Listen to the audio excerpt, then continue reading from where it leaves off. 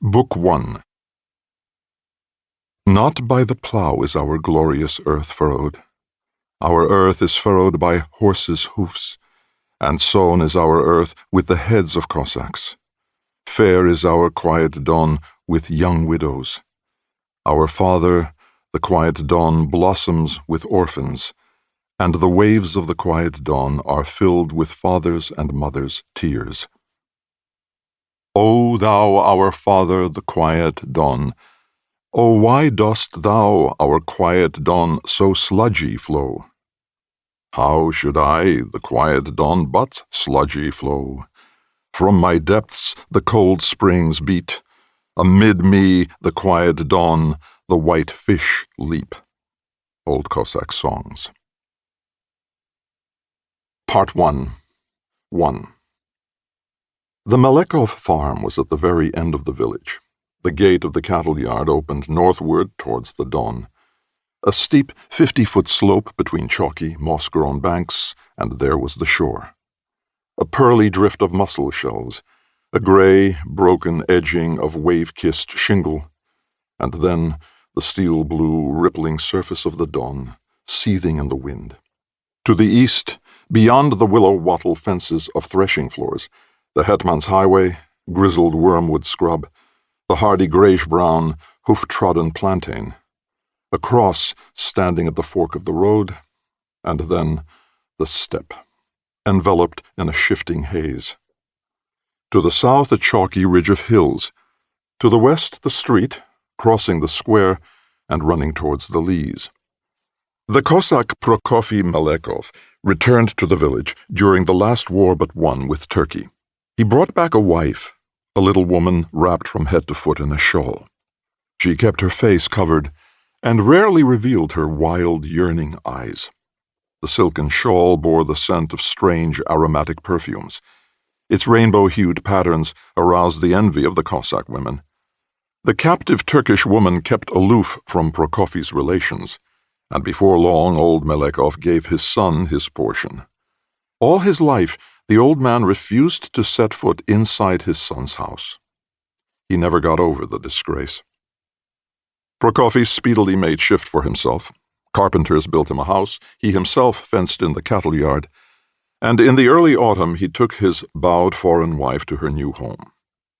He walked with her through the village, behind the cart laden with their worldly goods. Everybody, from the oldest to the youngest, rushed into the street. The men laughed discreetly into their beards. The women passed vociferous remarks to one another. A swarm of unwashed Cossack children shouted catcalls after Prokofy. But, with overcoat unbuttoned, he walked slowly along, as though following a freshly plowed furrow, squeezing his wife's fragile wrist in his own enormous black palm, and holding his head with its straw-white mat of curls high in defiance. Only the wens below his cheekbones swelled and quivered, and the sweat stood out between his stony brows. Thenceforth he was rarely seen in the village, and never even attended the Cossack gatherings. He lived a secluded life in his solitary house by the dawn.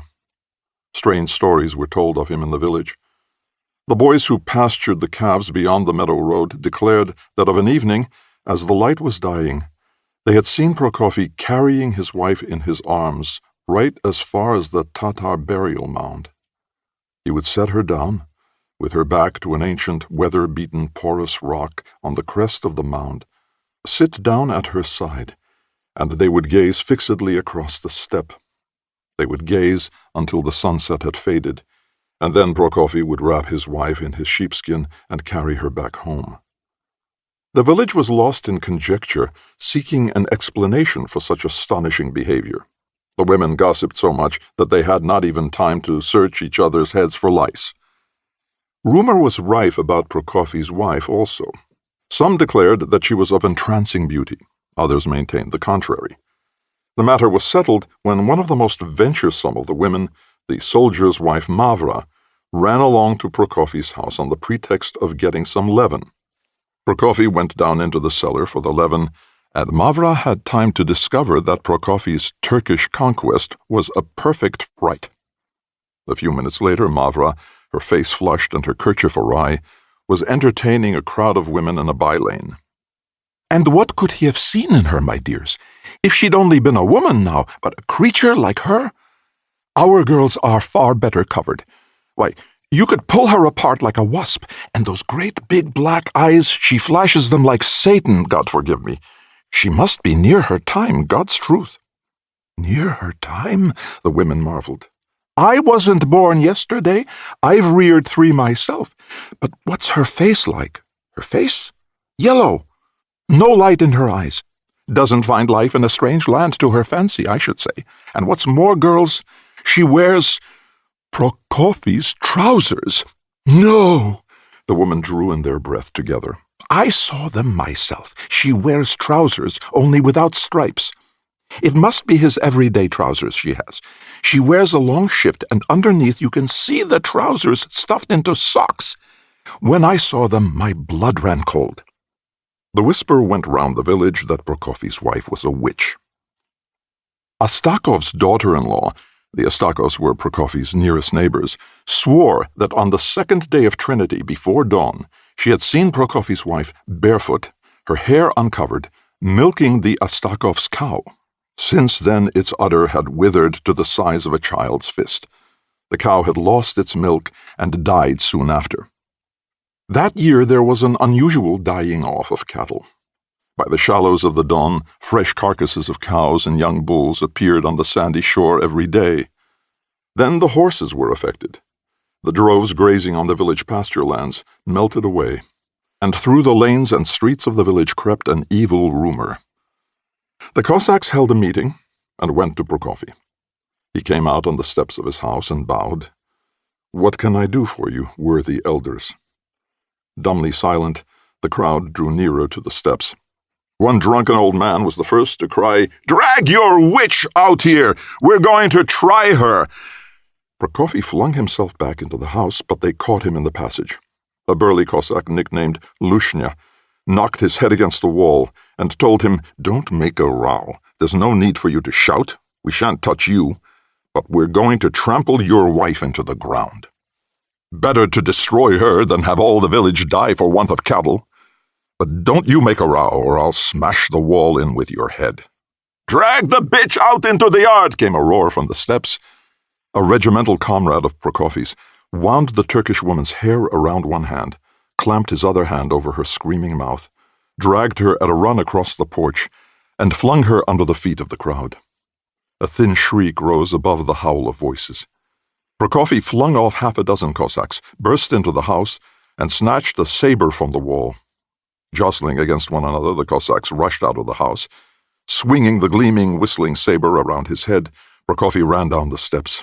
The crowd drew back and scattered over the yard. Lushnya was heavy on his feet, and by the threshing floor Prokofy caught up with him. With a diagonal sweep down across the left shoulder from behind, he clave the Cossack's body to the belt. The crowd, who had been tearing stakes out of the fence, fell back, across the threshing floor into the steppe.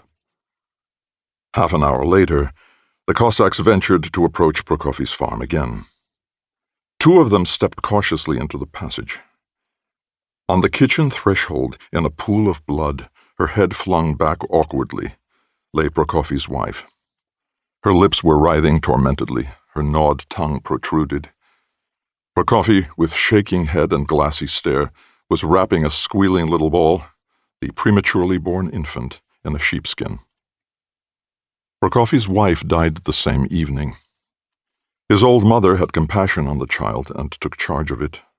They plastered it with bran mash, fed it with mare's milk, and after a month, assured that the swarthy Turkish-looking boy would survive, they carried him to church and christened him.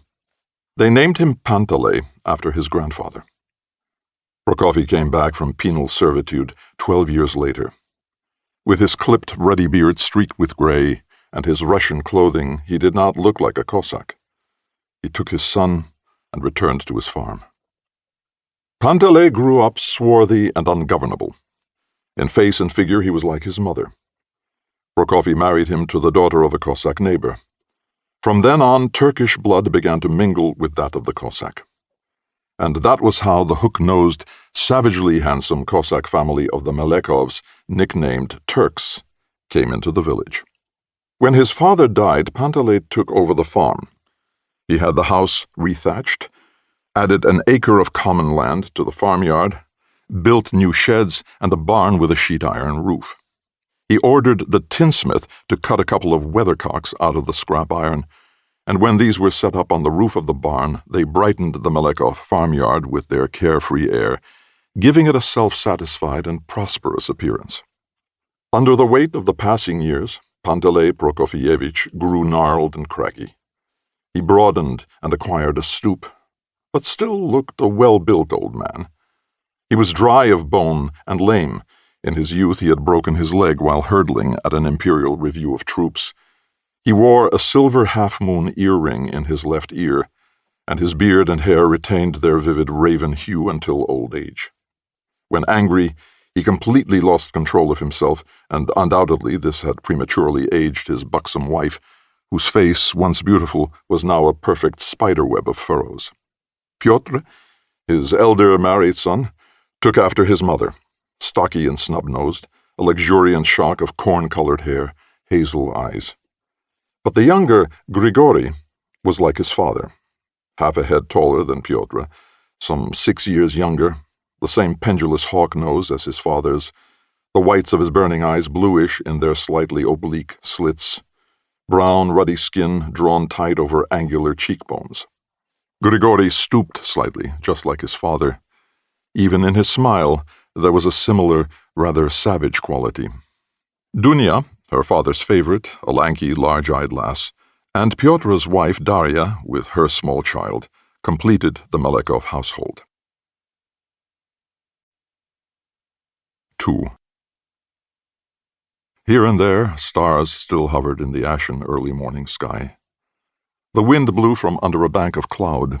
A mist rolled high over the dawn, piling against the slope of a chalky hill, and creeping into the gullies like a gray, headless serpent. The left bank of the river, the sands, the wooded backwaters, the reedy marshes, the dewy trees, flamed in the cold, ecstatic light of dawn. Below the horizon, the sun smoldered and rose not. In the Melekov house, Panteley Prokofyevich was the first to awake. Buttoning the collar of his embroidered shirt, he walked out onto the steps. The grassy yard was spread with a dewy silver. He let the cattle out into the street. Darya ran past in her shift to milk the cows. The dew sprinkled over the calves of her bare white legs, and she left a smoking, flattened trail behind her over the grass of the yard. Panteley Prokofyevich stood for a moment, watching the grass rise from the pressure of Darya's feet, then turned back into the best room. On the sill of the wide-open window lay the dead rose petals of the cherry trees blossoming in the front garden. Grigory lay asleep face downward, one arm flung out sideways. "Grigory, coming fishing?" "What?" Grigory asked in a whisper, dropping his legs off the bed. "Come out and fish till sunrise." Breathing heavily through his nose, Grigory pulled his everyday trousers down from a peg, drew them on, tucked the legs into his white woolen socks, and slowly put on his sandals, straightening out the trodden-down heel. "But has Mother boiled the bait?" he asked hoarsely as he followed his father into the porch. "Yes, go to the boat. I'll come in a minute." The old man poured the strong-smelling boiled rye into a jug, carefully swept up the fallen grains into his palm, and limped down to the beach. He found his son sitting hunched in the boat. "Where shall we go?" "To the Black Bank. We'll try around the log where we were sitting the other day." Its stern scraping the ground, the boat broke away from the shore and settled into the water. The current carried it off, rocking it and trying to turn it broadside on. Grigory steered with the oar but did not row. "Why aren't you rowing?" "Let's get out into midstream first." Cutting across the swift mainstream current, the boat moved towards the left bank. The crowing of the village cocks rang out after them across the water. Its side scraping the black, craggy bank rising high above the river, the boat slid into the pool below. Some 40 feet from the bank, the twisted branches of a sunken elm emerged from the water. Around it, turbulent flecks of foam eddied and swirled. "Get the line ready while I scatter the bait," Panteley whispered. He thrust his hand into the steaming mouth of the jug. The rye scattered audibly over the water like a whispered shh. Grigori threaded swollen grains on a hook and smiled. "Come on, you fish, little ones and big ones too." The line fell in spirals into the water and tautened, then slackened again. Grigori set his foot on the end of the rod and fumbled cautiously for his pouch. "We'll have no luck today, Father. The moon is on the wane." "Bring any matches?" "Uh-huh. Give me a light." The old man began to smoke and glanced at the sun stranded beyond the elm. "You can't tell when a carp will bite," he replied. "Sometimes he will when the moon is waning." "Looks as if the small fish are nipping the bait," Grigori sighed. The water slapped noisily against the sides of the boat, and a 4-foot carp, gleaming as though cast from ruddy copper, leaped upward with a groan, threshing the water with its broad curving tail. Big drops of spray scattered over the boat. "Wait, now." Panteley wiped his wet beard with his sleeve. Near the sunken tree, among the branching naked boughs, 2 carp leaped simultaneously. A third, smaller, writhed in the air and flapped stubbornly close to the bank. Grigori impatiently chewed the wet end of his cigarette. The misty sun was half up. Panteley scattered the rest of the bait, and glumly, pursing his lips, gazed stolidly at the motionless end of the rod. Grigori spat out the stub of his cigarette, watching its rapid flight angrily. Inwardly he was cursing his father for waking him so early. Smoking on an empty stomach had made his mouth reek like burnt bristles. He was about to bend and scoop up some water in his palm, but at that moment the end of the rod jerked feebly and began to sink. "Hook him," the old man breathed. Grigori started up and grabbed the rod, but it bent in an arc from his hand, and the end plunged into the water. "Hold him," Panteley groaned as he pushed the boat off from the bank. Grigori attempted to lift the rod, but the fish was too strong, and the stout line snapped with a dry crack. Grigori staggered and almost fell. "Strong as a bull," his father whispered, trying to jab a hook into some fresh bait but missing it. With an excited laugh, Grigori fastened a new line to the rod and made a cast. Hardly had the lead touched the bottom when the end of the rod bent. "That's him, the devil," Grigori grunted, with difficulty holding in the fish, which was making for midstream. The line cut the water with a loud swish, raising a sloping greenish rampart behind it. Panteley fumbled with the bailer handle in his stumpy fingers. "Take care he doesn't snap the line." "Don't worry." A great red and yellow carp rose to the surface, lashed the water into foam, and dived back into the depths. "He's pulling my arm off." "No, you don't." "Hold him, Grisha." "I am holding him." "Don't let him get under the boat." Taking breath, Grigori drew the played-out carp towards the boat. The old man thrust out the bailer, but with its last strength the carp again plunged into the depths. "Get his head up! Make him swallow some air, that'll quiet him," Panteley ordered. Once more Grigori drew the exhausted fish towards the boat. It floated open-mouthed, with its nose against the rough gunwale, its orange-golden fins flickering. "He's finished," Panteley croaked, lifting the fish in the bailer. They sat on for another half-hour. The carp stopped leaping. "Wind in the line. We've had our catch for today," the old man said at last. Grigori pushed off from the bank. As he rowed, he saw from his father's face that he wanted to say something, but Panteley sat silently gazing at the houses of the village scattered under the hill. "Look here, Grigori," he began uncertainly, pulling at the knot of the sack under his feet. "I've noticed that you and Aksiniya Astakova—" Grigori flushed violently and turned away. His shirt collar cut into his muscular, sunburnt neck, pressing out a white band in the flesh. "You watch out, young fellow," the old man continued, now roughly and angrily, "or I'll be having another kind of talk with you. Stepan's our neighbor, and I won't have any mucking about with his woman. That kind of thing can lead to mischief, and I warn you beforehand, if I see you at it, I'll flay the hide off you." Panteley clenched his gnarled fist, and with narrowed eyes watched the blood ebbing from his son's face. "It's all lies," Grigori muttered, and gazed straight at the bluish bridge of his father's nose. "You keep quiet. People like to talk." "Hold your tongue, you son of a bitch." Grigori bent to the oars. The boat leapt forward. The bubbling water danced away from the stern in little scrolls. They remained silent until, as they were approaching the shore, his father reminded him, "Mind what I've said, or from now on I'll stop your going out at night. You won't stir a step outside the yard." Grigory made no answer. As he beached the boat, he asked, "Shall I give the fish to the women?" "Go and sell it," the old man said more gently. "You can have the money for tobacco." Biting his lips, Grigory followed his father. "Try it, Dad. I'm going out tonight, even if you hobble my feet," he thought, his eyes boring fiercely into the back of the old man's head. When he got home, Grigory carefully washed the sand off the fish and fixed a twig through its gills. At the farm gate, he ran into his old friend Mikhail Sholokhov. Mitka was strolling along, toying with the end of his silver-studded belt. His round yellow eyes glistened impudently in their narrow slits. Mitka's pupils were long, like a cat's, making his glance swift and elusive. "Where are you off to with the fish?" "We caught it today. I'm going to sell it." "To Mokov?" "Uh-huh." Mitka estimated the weight of the fish with a glance. 15 pounds? 15.5. We weighed it on the scales. "Take me with you. I'll do the bargaining." "Come on." "And what do I get?" "You needn't fear, we shan't quarrel over that."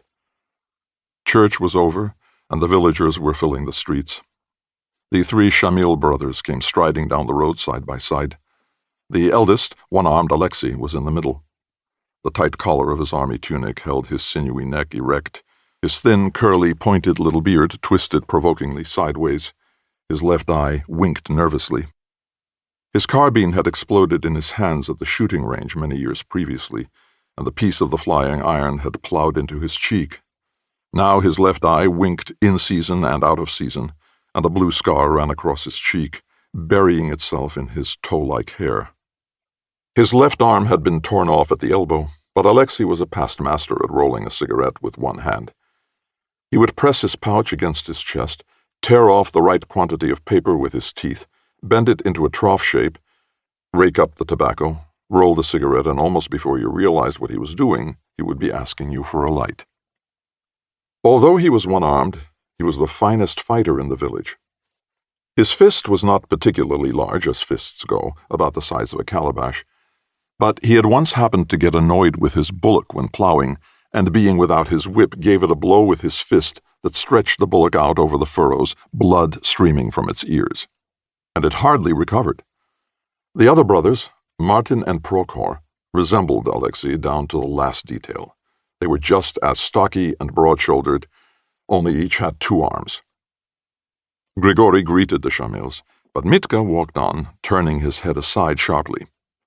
At the fisticuffs during Shrovetide, Alexei Shamil had shown no regard for Mitka's youthful teeth.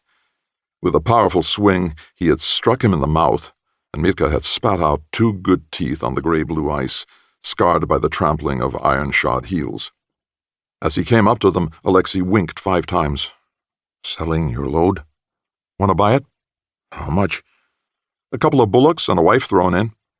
Screwing up his eyes, Alexei jerked the stump of his arm. "You're a card. Ha! A wife thrown in. Will you take the brats, too?" "Leave yourself some for breeding, or the Shamils will die out."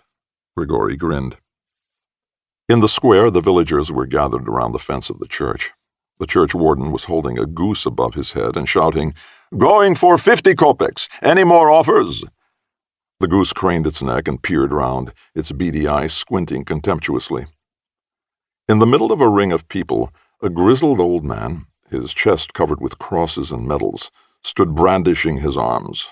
"Old Grishaka is telling one of his tales about the Turkish war," Mitka said, nodding towards the ring. "Let's go and listen. While we're listening to him, the carp will start stinking and swell. If it swells, it'll weigh more." In the square beyond the fire-cart shed rose the green roof of the Mokov's house. Passing the outhouse, Grigory spat and held his nose. From behind a barrel, an old man emerged, buttoning up his trousers and holding his belt in his teeth. "Hard-pressed?" asked Mitka ironically. The old man buttoned up the last button and took the belt out of his mouth. "What's it got to do with you? Your nose ought to be stuck in it. or your beard, so that your old woman wouldn't be able to wash it off in a week." "I'll stick you in it," said the old man, offended. Mitka screwed up his cat's eyes in the sun's glare. "Aren't you touchy?" "Get out, you son of a bitch. Why are you bothering me? Do you want a taste of my belt?" Laughing quietly, Grigori approached the steps. The balustrade was richly fretted with wild vine. The steps were speckled with lazy shadows. "See how some folk live, Mitka. Even the door handle's got gold on it." Mitka sniffed as he opened the door leading to the veranda. "Imagine that old fellow getting in here." "Who's there?" as someone called from the other side of the door. Grigori entered shyly. The carp's tail trailed over the painted floorboards. "Whom do you want?" The girl was sitting in a wicker rocking chair, a dish of strawberries in her hand. Grigori stared silently at the full, rosy, heart-shaped lips embracing a berry. With her head on one side, the girl looked the lads up and down. Mitka came to Grigori's rescue. He coughed. "Want to buy some fish?" "Fish? I'll go and ask." She rocked the chair upright, and, rising, padded away in her embroidered slippers. The sun shone through her white dress, and Mitka saw the dim outline of full legs and the broad, billowing lace of her underskirt. He was astonished at the satiny whiteness of her bare calves. Only on the small, round heels was the skin milkily yellow. "Look, Grisha, what a dress! Like glass. You can see everything through it," he said, nudging Grigori. The girl came back through the door leading to the corridor and sat down gently on the chair. "Go into the kitchen." Grigori tiptoed into the house. When he had gone, Mitka stood blinking at the white thread of the parting that divided the girl's hair into two golden half-circles. She studied him with mischievous, restless eyes. "Are you from the village?" "Yes." "Whose son are you?" "Korshunov's." "And what's your name?" "Mitri." She examined her rosy nails attentively, and with a swift movement tucked up her legs. "Which of you caught the fish?" "My friend Grigori." "And do you fish too?" "When I feel like it." "With hook and line?" "Yes." "I'd like to go fishing sometime," she said after a pause. "All right. I'll take you if you want to." "Really?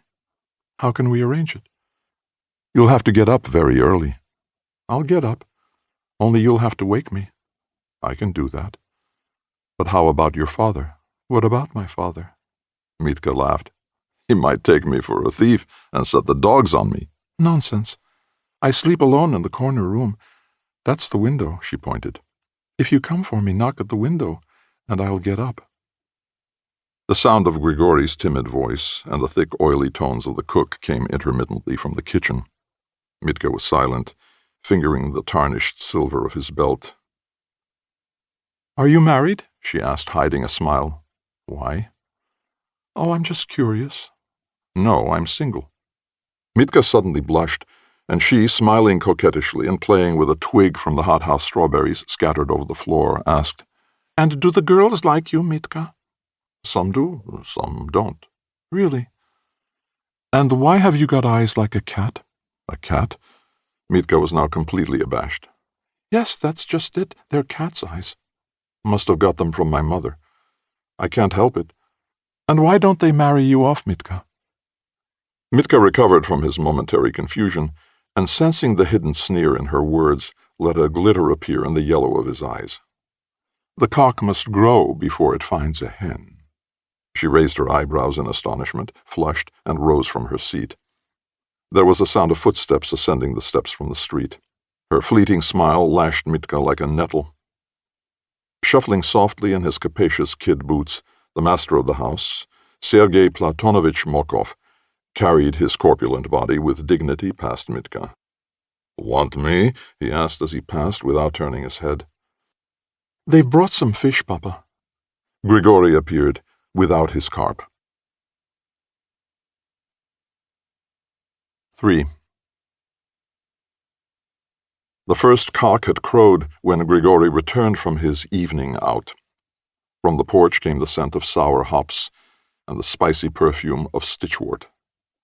He tiptoed into the room, undressed, carefully hung up his Sunday trousers, crossed himself and lay down. There was a golden pool of moonlight on the floor, crisscrossed by the shadow of the window frame. In the corner, the silver of the icons gleamed dully under embroidered towels. From the shelf over the bed came the droning hum of agitated flies. He would have fallen asleep, but in the kitchen his brother's child started to cry. The cradle creaked like an ungreased cartwheel. He heard his brother's wife, Darya, mutter in a sleepy voice, "Go to sleep, you little brat. You don't give me a moment's peace." And she began crooning softly to the child. "Oh, where have you been? I've been watching the horses. And what did you see? A horse with a saddle, all fringed with gold." As he dozed off with a steady, soothing creak in his ears, Grigory remembered, "Tomorrow Pyotr goes off to the camp. Darya will be left with the baby. We'll have to do the mowing without him." He buried his head in his hot pillow, but the chant seeped persistently into his ears. "And where is your horse? Outside the gate. And where is the gate? Swept away by the flood." He was aroused from sleep by lusty neighing. By its tone he recognized Pyotr's army horse. His sleep-numbed fingers were slow in buttoning up his shirt, and he almost dropped off again under the flowing rhythm of Darya's song. "And where are the geese? They've gone into the reeds. And where are the reeds? The girls have mown them. And where are the girls? The girls have taken husbands. And where are the Cossacks? They've gone to the war." Rubbing his eyes, Grigory made his way to the stable and let Pyotr's horse out into the street. A floating cobweb tickled his face, and his drowsiness unexpectedly left him. Slanting across the dawn lay the wavy, never-ridden track of the moonlight. Over the river hung a mist, and above it the stars like sprinkled grain.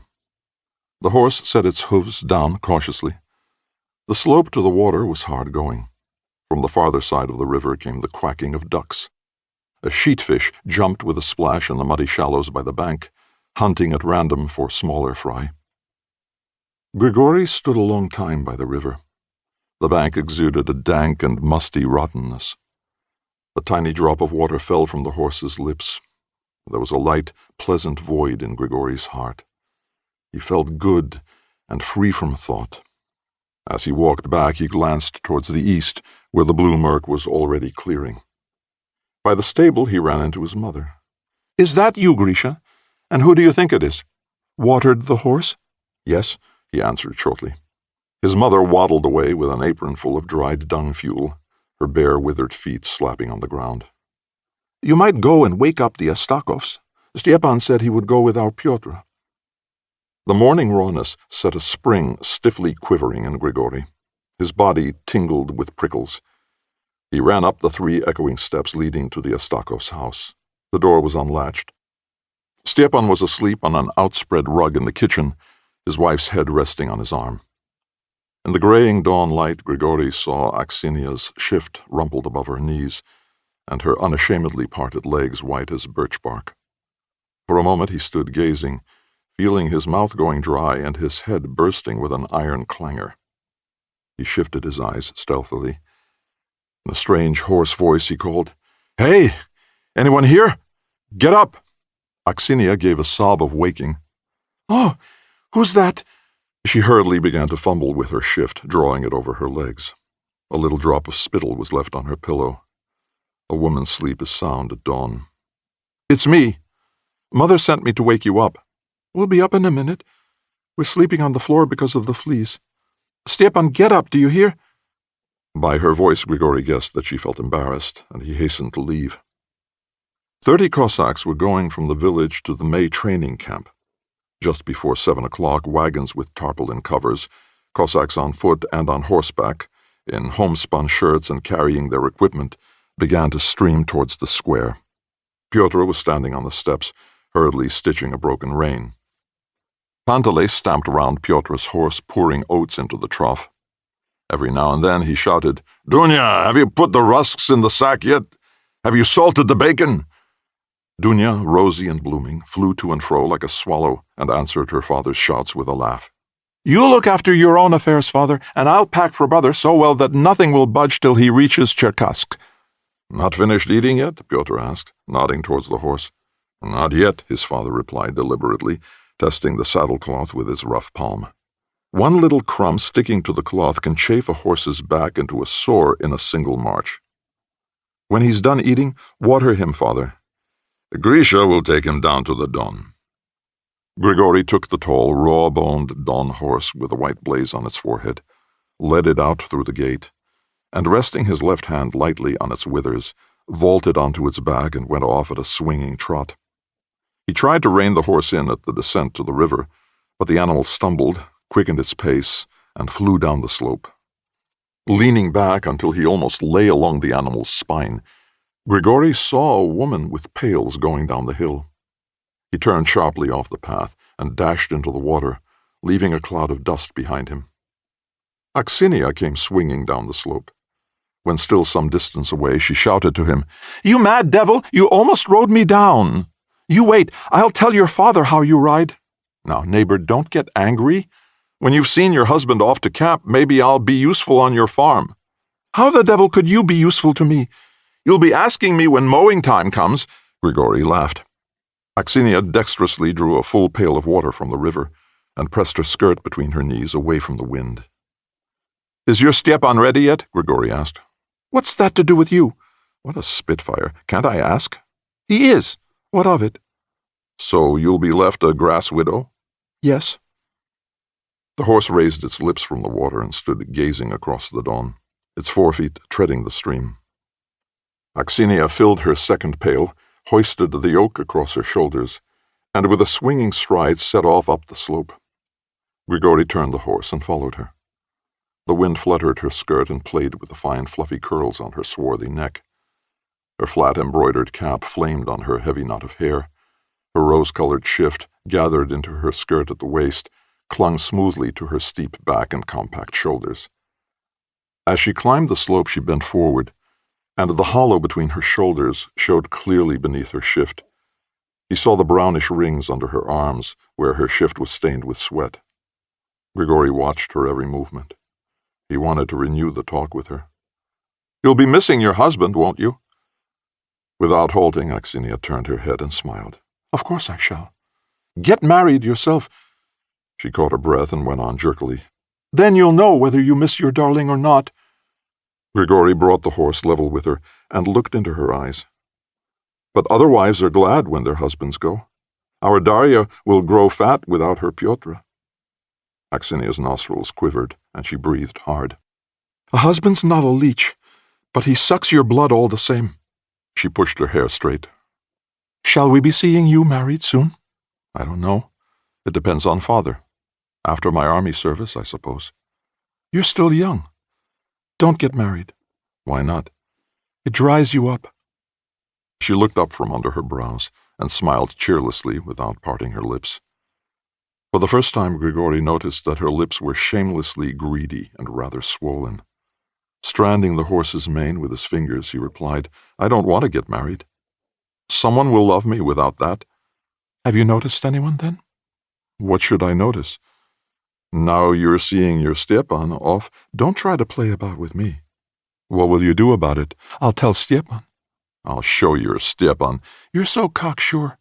Mind you don't cry first." "Don't try to scare me, Aksinia." "I'm not trying to scare you.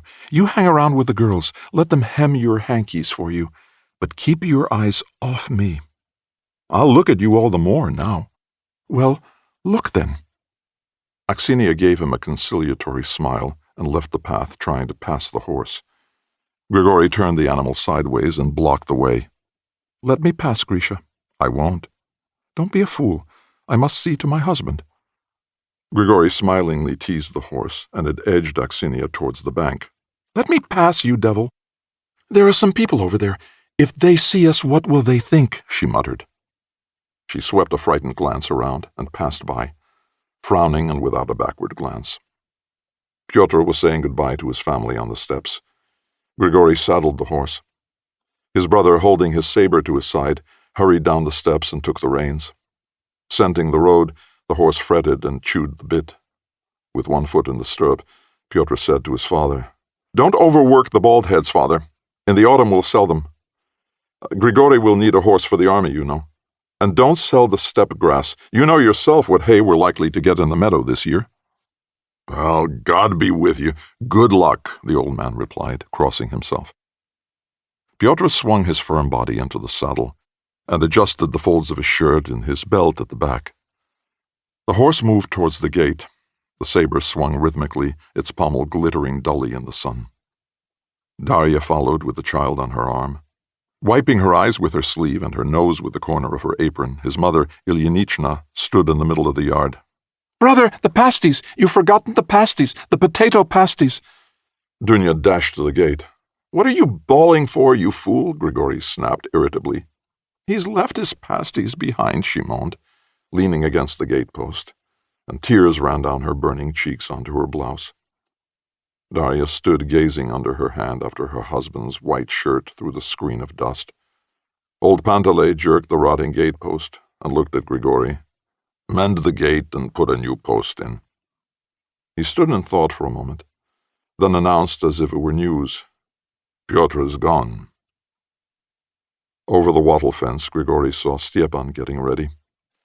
Aksiniya, dressed up in a green woolen skirt, led out his horse. Stepan smilingly said something to her. Unhurriedly, possessively, he kissed his wife, and his arm lingered long around her shoulder. His hand, darkened by sun and toil, looked coal-black against her white blouse. He stood with his back to Grigory, his firm, clean-shaven neck, his broad, rather sloping shoulders, and whenever he bent towards his wife, the twisted ends of his light-brown mustache were visible across the fence. Aksiniya laughed at something and shook her head. The big black stallion lurched slightly as Stepan swung his great weight into the saddle. Sitting as though planted in the saddle, Stepan rode his black horse at a brisk trot through the gate, and Aksiniya walked at his side, holding the stirrup and looking up lovingly and hungrily, like a dog, into his eyes. Grigory watched them to the turn of the road with a long, unblinking gaze. 4. Towards evening, a thunderstorm gathered. A mass of heavy cloud lay over the village. Lashed into fury by the wind, the dawn sent foaming breakers against its banks. The sky flamed with dry lightning. Occasional peals of thunder shook the earth. A kite circled with outspread wings just below the clouds and was pursued by croaking ravens. Spreading its cool breath, the cloud passed down the dawn from the west. Beyond the meadows, the heavens blackened menacingly. The steppe lay in expectant silence. In the village, there was a rattle of closing shutters. The old people hurried home from vespers, crossing themselves. A gray pillar of dust whirled over the square, and the heat-burdened earth was already beginning to be scattered with the first seeds of rain. Shaking her braided tresses, Dunya flew across the yard, slammed the door of the chicken house, and stood in the middle of the yard with nostrils distended like a horse at a hurdle. In the street, the children were prancing about. 8-year-old Mishka, his father's absurdly large peaked cap drawn over his eyes, was spinning round and chirruping shrilly, "Rain, rain, rain away, we're going off for the day, to pay God our vow, and to Christ to bow." Dunya enviously watched Mishka's chapped bare feet stamping the ground. She too wanted to dance in the rain, and to get her head wet, so that her hair might grow thick and curly. She too wanted to stand on her hands like Mishka's friends in the roadside dust, at the risk of falling into the nettles. But her mother was watching and angrily moving her lips at the window. With a sigh, she ran into the house. The rain was now falling heavily. The peal of thunder broke right over the roof and went rolling away across the dawn. In the porch, Panteley and the perspiring Grigory were hauling a folded dragnet out of the side room. "Raw thread and a pack needle, quick!" Grigory called to Dunya. Darya sat down to mend the net. Her mother-in-law grumbled as she rocked the baby. "What else will you take into your head, man? Let's go to bed. Kerosene costs more and more. What do you think you'll catch now? Where the plague are you going? And you'll get drowned into the bargain. The terror of the Lord is upon us. Just look at the lightning. Lord Jesus Christ, Mother of Heaven." For an instant it was dazzlingly blue and silent in the kitchen. The rain could be heard drumming on the shutters. A clap of thunder followed. Dunya whimpered and buried her face in the net. Darya made the sign of the cross towards the windows and door. The old woman stared with terrible eyes at the cat rubbing itself against her legs. Dunya, chase this Mother of Heaven, forgive me my sins. Dunya, put the cat out into the yard. Shoo, evil spirit, may you— Dropping the net, Grigori shook with silent laughter. "Well, what are you fussing about? Enough of that," shouted Panteley. "Get on with your mending, women. I told you the other day to see to the net." "There's no fish now," his wife ventured. "If you don't understand, hold your tongue. The sterlet will make for the bank now. They're afraid of storms. The water must be muddy by now. Dunya, go out and see whether you can hear the stream running." Dunya edged unwillingly towards the door. Old Ilyinichna would not be repressed. "Who's going to wade with you? Darya mustn't. She'll catch cold in her chest," she persisted. "Me and Grigori, and for the other net, we'll call Aksinia and another of the women." Dunya ran in breathlessly. Drops of rain hung trembling on her lashes. She smelt of the dank black earth. "The stream's roaring like anything," she panted. "You coming too?" "Who else is going?" "We'll get some of the women." "All right." "Put on your coat and run to Aksinia," her father told her. "If she'll go, ask her to fetch Malashka Frolova, too." "That one won't freeze," Grigori said with a grin. "She's fat as a hog." "Why don't you take some hay, Grisha, dear?" his mother advised. "Stuff some under your heart, or you'll take a chill inside." "Yes, go for some hay, Grigori. The old woman's quite right." Dunya quickly returned with the women. Aksinia, in a blue skirt and a ragged jacket belted with rope, looked shorter and thinner. Exchanging laughs with Darya, she took off her kerchief, wound her hair into a tighter knot, and throwing back her head, stared coldly at Grigori. As the stout Malashka tied up her stockings, she said hoarsely, "Have you got your sacks? We're sure to haul up the fish today." They all went into the yard. The rain was still falling heavily on the sodden earth, frothing the puddles and trickling in streams down to the Don. Grigori led the way down to the river. For no reason, he suddenly felt very gay. "Mind the ditch, Dad." "How dark it is." "Hang on to me, Aksinia," Malashka laughed hoarsely. "Isn't that the landing stage, Grigori?" "That's it." "Begin from here," Panteley shouted above the roar of the wind. "Can't hear you, Uncle," Malashka called throatily. "Start wading. I'll take the deep side. The deep, I say. Malashka, you deaf devil, where are you dragging to? I'll go out into the deeps. Grigori, Grisha, let Aksinia take the bank." A groaning roar from the Don. The wind was tearing the slanting sheet of rain to shreds. Feeling the bottom with his feet, Grigori waded up to his waist into the water. A clammy cold crept into his chest, drawing tightly in a ring round his heart. The waves lashed his face and tightly screwed up eyes like a knout. The net bellied out and was carried off into the deeps. Grigori's feet in woolen socks slipped over the sandy bottom. The net was being dragged out of his hand. Deeper, deeper. A sudden drop. His legs were carried away. The current snatched him up and bore him into midstream. With his right hand he vigorously paddled back to the bank. The black swirling depths frightened him as never before. His feet joyously found the muddy bottom. A fish knocked against his knee. "Take it deep," his father's voice came from the clinging darkness. Again the net heeled over and pulled down into the depths. Again the current carried the ground away from under his feet, and Grigori swam, spitting out water. "Aksinia, you all right?" "All right, so far." "Isn't the rain stopping?" "The fine rain is. Now we'll get the heavy stuff." "Talk quietly. If my father hears, he'll go for me." "Afraid of your father, huh?" For a moment they hauled in silence. "Grisha, there's a sunken tree by the bank, I think. We must get the net round it." A terrible buffet flung Grigori far away from her. "Ah! Ah!" Aksinia screamed somewhere near the bank. Terrified, he swam in the direction of her call. "Aksinia!" Wind and the flowing roar of the water. "Aksinia!" Grigori shouted again, going cold with fear. "Hey, Grigori!" he heard his father's voice from afar. He struck out wildly. He felt something sticky under his feet and caught it with his hand. It was the net. "Grisha, where are you?" he heard Aksinia's tearful voice. "Why didn't you answer my shout?" he bawled angrily, crawling on his hands and knees up the bank. Squatting down on their heels, They disentangled the net. The moon broke through the cracked shell of a cloud. There was a restrained mutter of thunder beyond the meadows. The earth gleamed with moisture.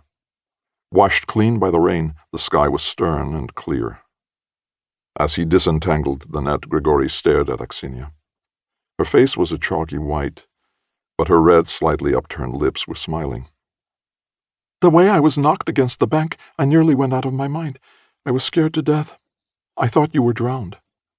Their hands touched. Aksinia tried to push hers into the sleeve of his shirt. "How warm your arm is," she said plaintively, "and I'm frozen." "Look where that bastard got away." Grigori showed her a hole about 5 feet across in the middle of the net. Someone came running along the bank. Grigori guessed it was Dunya. He shouted to her, "Got the thread?"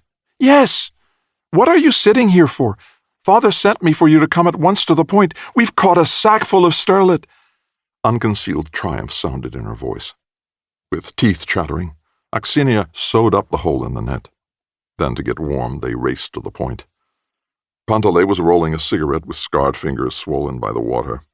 Jigging about, he boasted, "The first time, 8 fish, but the second time—" He paused and silently pointed with his foot to the sack. Aksinia peeped curiously inside. From it came the slithery scraping sound of stirring fish. "Where were you?" "A sheatfish broke our net." "Did you mend it?" "Yes, somehow." "Well, we'll wade in once more up to our knees and then home. In you go, Grisha. What are you waiting for?" Grigori stepped out with numbed legs. Aksinia was shivering so much that he felt the net trembling. "Stop shaking." "I wish I could, but I can't catch my breath." "Listen, let's get out and damn the fish." At that moment, a great carp leaped over the net. Grigori dragged the net into a tighter circle. Aksinia toiled up the bank. The water splashed on the sands and slopped back. Fish lay quivering in the net. "Back through the meadow? It's nearer through the wood. Hey there, are you coming?" "Go on ahead. We'll catch you up. We're cleaning the net." Frowning, Aksinia wrung out her skirt, hoisted the sack of fish over her shoulder, and set off almost at a trot. Grigori picked up the net. They had covered some 200 yards when Aksinia began to groan. "I can't go on. My legs are numb." "Look, there's an old haystack. Why don't you have a warm there?" "Good. I'll never get home otherwise." Grigori turned back the top of the stack and dug out a hole. The long-lying hay smelt warm and rotten. "Crawl into the middle. It's like a stove here." She threw down the sack and buried herself up to the neck in hay. Shivering with cold, Grigori lay down at her side. A tender, agitating scent came from her damp hair. She lay with head thrown back, breathing regularly through her half-open mouth. "Your hair smells like henbane. Do you know that white flower?" Grigori whispered, bending towards her. She was silent. Her gaze was misty and distant, fixed on the waning crescent moon. Taking his hand out of his pocket, Grigori suddenly drew her head towards him. She tore herself away fiercely and raised herself from the hay. "Let me go. Keep quiet. Let go or I'll shout. Wait, Aksinia. Uncle Panteley!" "Have you got lost?" Panteley's voice sounded quite close from behind a clump of hawthorn bushes. Clenching his teeth, Grigori jumped out of the stack. "What are you shouting for? Are you lost?" the old man questioned as he approached. Aksinia stood by the haystack adjusting her kerchief, steam rising from her clothes. "We're not lost, but I'm nearly frozen." "Look, woman, there's a haystack. Warm yourself," the old man told her. Aksinia smiled as she stopped to pick up the sack. 5. It was some 60 versts to the training camp at Setrakov. Pyotr Melekov and Stepan Astakov rode in the same wagon. With them were 3 others from their village. Fedot Bodovskov, a young Cossack with a pockmarked, Kalmyk face. Kristonia Tokin, a second-draft reservist in the Ataman's regiment of lifeguards. And the artilleryman Ivan Tomilin. After the first halt for food, they harnessed Kristonia's and Astakov's horses to the wagon, and the other horses were tethered behind. Kristonia, burly and a bit queer in the head like all the men of the Ataman's regiment, took the reins. He sat in front with his back curved like a wheel, blocking out the light from the interior of the wagon, and urged on the horses in his deep, rumbling bass voice. Pyotr, Stepan, and Tomilin lay smoking under the tightly stretched tarpaulin cover. Podovskov walked behind, his bandy Kalmyk legs making light of the dusty road. Kristonya's wagon led the way. Behind trailed 7 or 8 others, leading saddled and unsaddled horses. The road was noisy with laughter, shouts, songs, the snorting of horses, and the jingling of empty stirrups. Pyotr's head rested on a bag of rusks. He lay still, twirling his tawny whiskers. "Stepan, huh? Let's have a song. It's too hot. My throat's dry as a bone. You won't find any drink round here, so don't wait for that. Well, sing up. Only you're no good at it. You're Grisha now, he can sing. His isn't the voice, it's a pure silver thread." Stepan threw back his head, coughed, and began in a low, tuneful voice. "Oh, a fine, glowing sunrise came up early in the sky." Tomilin rested his cheek on his palm like a woman and picked up the refrain in a thin, wailing voice. Smiling, Pyotr watched the little knotted veins on his temples turning blue with the effort. "Young was she, the little woman that went tripping to the stream." Stepan, who was lying with his head towards Kristonia, turned round on his elbow. "Come on, Kristonia, join in." "And the lad, he guessed her purpose, saddled up his chestnut mare." Stepan turned his smiling glance towards Pyotr, and Pyotr, flicking the tip of his mustache out of his mouth, added his voice. Opening wide his heavily bearded jaws, Kristonia roared in a voice that shook the tarpaulin cover. "Saddled up his chestnut mare to catch the little woman." Kristonia tucked his bare foot under him and waited for Stepan to begin again. Closing his eyes, his perspiring face in shadow, Stepan sang on gently, now dropping his voice to a whisper, now making it ring out metallically. Let me, little woman, bring my chestnut to the stream." And again Kristonia's deep booming tones drowned the others. Voices from the neighboring wagons took up the song. The wheels clanked on their iron rims, the horses snorted with the dust, and the song floated on, strong and deep. A white-winged peewit flew up from the brown wilted steppe. It flew with a cry towards a hollow, turning an emerald eye to watch the chain of white-covered wagons, the horses kicking up clouds of dust with their hoofs, the men in white, dusty shirts walking at the edge of the road. And as the peewit dropped into the hollow, and its black breast nestled into the damp grass pressed flat by roaming animals, it missed the scene that was taking place on the road. The wagons were trundling along as before. The sweating horses were still loping unwillingly through the dust, but now the Cossacks in their dust-gray shirts were running from their wagons to the leader, milling round it and roaring with laughter. Stepan was poised at full height on the wagon, holding the tarpaulin with one hand, beating time with the other, and roaring out a catchy tune in double-quick time. "Oh, don't sit by me, oh, don't sit by me. Folk will say you're in love with me, and coming to me, in love with me, and coming to me, but I'm not one of the common run." Dozens of rough voices took up the chorus with a roar that flattened the roadside dust. "But I'm not one of the common run, I'm not one of the common run. I'm brigand born and brigand bred, not one of the common run, and I'm in love with a prince's son." Fedor Podovskov whistled. The horses strained at the traces. Leaning out of the wagon, Pyotr laughed and waved his cap. Stepan, with a dazzling smile on his face, impudently swung his shoulders. Along the road, the dust rolled in a cloud. Kristonia jumped out of the wagon in his great long unbelted shirt, his hair matted, his face streaming with sweat, and did the Cossack dance, whirling round like a flywheel, frowning and groaning and leaving the huge splayed imprints of his bare feet in the silky gray dust. 6. They stopped for the night by a mound with a sandy summit. Clouds gathered in the west. Rain dripped from their black wings. The horses were watered at a pond. Above the dike, dismal willows bowed before the wind. In the water, covered with stagnant duckweed and scaled with miserable little ripples, The lightning was distortedly reflected. The wind crumbled the raindrops sparingly as though scattering alms into the earth's swarthy palms. The hobbled horses were turned out to graze, 3 men being appointed as guards. The other men lit fires and hung pots on the wagon shafts. Kristonia was cooking millet. As he stirred it with a spoon, he told a story to the Cossacks sitting around. The mound was high, like this one, and I says to my now-deceased father, "Won't the ataman give it us for digging up the mound without permission?" "What's he blathering about?" asked Stepan as he came back from the horses. He squatted down by the fire and flicked an ember onto his palm, juggling it about for a long time while he lighted a cigarette. "I'm telling how I and my father, may his soul rest in peace, looked for treasure. It was the Merkulov mound.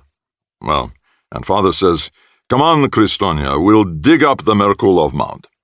He'd heard from his father that treasure was buried in it. You see, father promised God, 'Give me the treasure and I'll build a fine church.' So we agreed, and off we went. It was on common land, so only the ataman could stop us. We arrived late in the afternoon. So we waited until nightfall and then climbed up on top with shovels. We began to dig straight down from its topknot. We dug a hole 6 feet deep. The earth was like stone. I was wet through. Father kept on muttering prayers, but believe me, brothers, my belly was grumbling so much. You know what we eat in summer, sour milk and kvass. My father, he says, 'Phew,' he says, 'Kristonia, you're a heathen. Here I am praying and you can't hold your food. I can't breathe for the stink. Get off the mound, you, or I'll split your head open with the shovel. Your stink's enough to make the treasure sink into the ground.' So I lay down by the mound, fit to die with my bellyache, and my father, a strong man he was, goes on digging alone. And he digs down to a stone slab. He calls me. I push a crowbar under it and lift it up. Believe me, brothers, it was a moonlight night, and under this slab was such a glitter. 'Now you're lying, Kristonia,' Pyotr broke in, smiling and tugging at his whiskers. 'Who's lying? Go to the devil and to the devil's dam.' Kristonia hitched up his sharovari and glanced round at his audience. 'No, I'm not lying. It's God's truth. There it shone. I look, and it's charcoal. Some 40 bushels of it. Father says, 'Crawl in, Kristonia, and dig it up.' So I dug out this rubbish. I went on digging till daylight. And in the morning, there he was." "Who?" asked Tomilin. "Why, the ataman. Who else? He happens to come driving by. 'Who gave you permission?' and all the rest of it. He lays hold of us and hauls us off to the stanitsa. We were called before the court at Kamenskaya the day before last, but father, he guessed what was coming and managed to die beforehand. We wrote back saying he was not among the living." Kristonia took his pot of boiling millet and went to the wagon for spoons. "Well, what about your father? He promised to build a church. Didn't he do it?" Stepan asked when he returned. "You're a fool, Stepan. What could he build for charcoal? Once he promised, he ought to have done it. There was no agreement whatever about charcoal and the treasure." The guffaw that went up made the flames of the fire tremble. Kristonia raised his head from the pot, and not understanding what the laughter was about, drowned all the rest with his heavy roar. 7. Aksiniya was 17 when she was given in marriage to Stepan Astakov.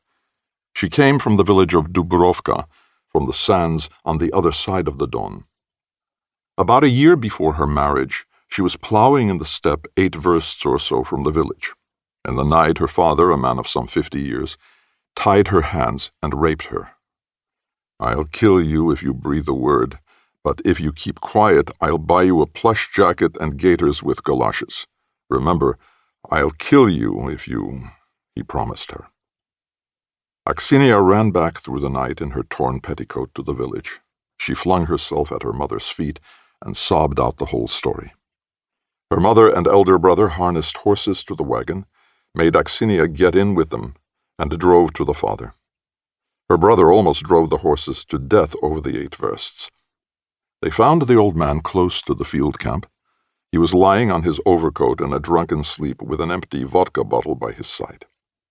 Before Aksinia's eyes, her brother unhooked the swingle tree from the wagon, brought him to his feet with a kick, curtly asked him a question or two, and struck him a blow between the eyes with the iron-shod swingle tree. He and his mother went on beating him steadily for an hour and a half.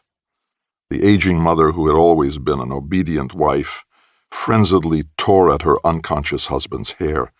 The brother used his feet. Aksinia lay under the wagon, her head covered, shaking silently. They carried her father home just before dawn. He lay moaning pitifully, his eyes wandering around the room seeking for Aksinia, who had hidden herself away. Blood and pus ran from his torn ear onto the pillow. Towards evening he died. They told the neighbors he had fallen from the wagon. Within a year, matchmakers arrived on a gaily bedecked wagonette to ask for Aksinia's hand. The tall Stepan, with his clean-cut neck and well-proportioned figure, appealed to his future bride, and the wedding was fixed for the autumn.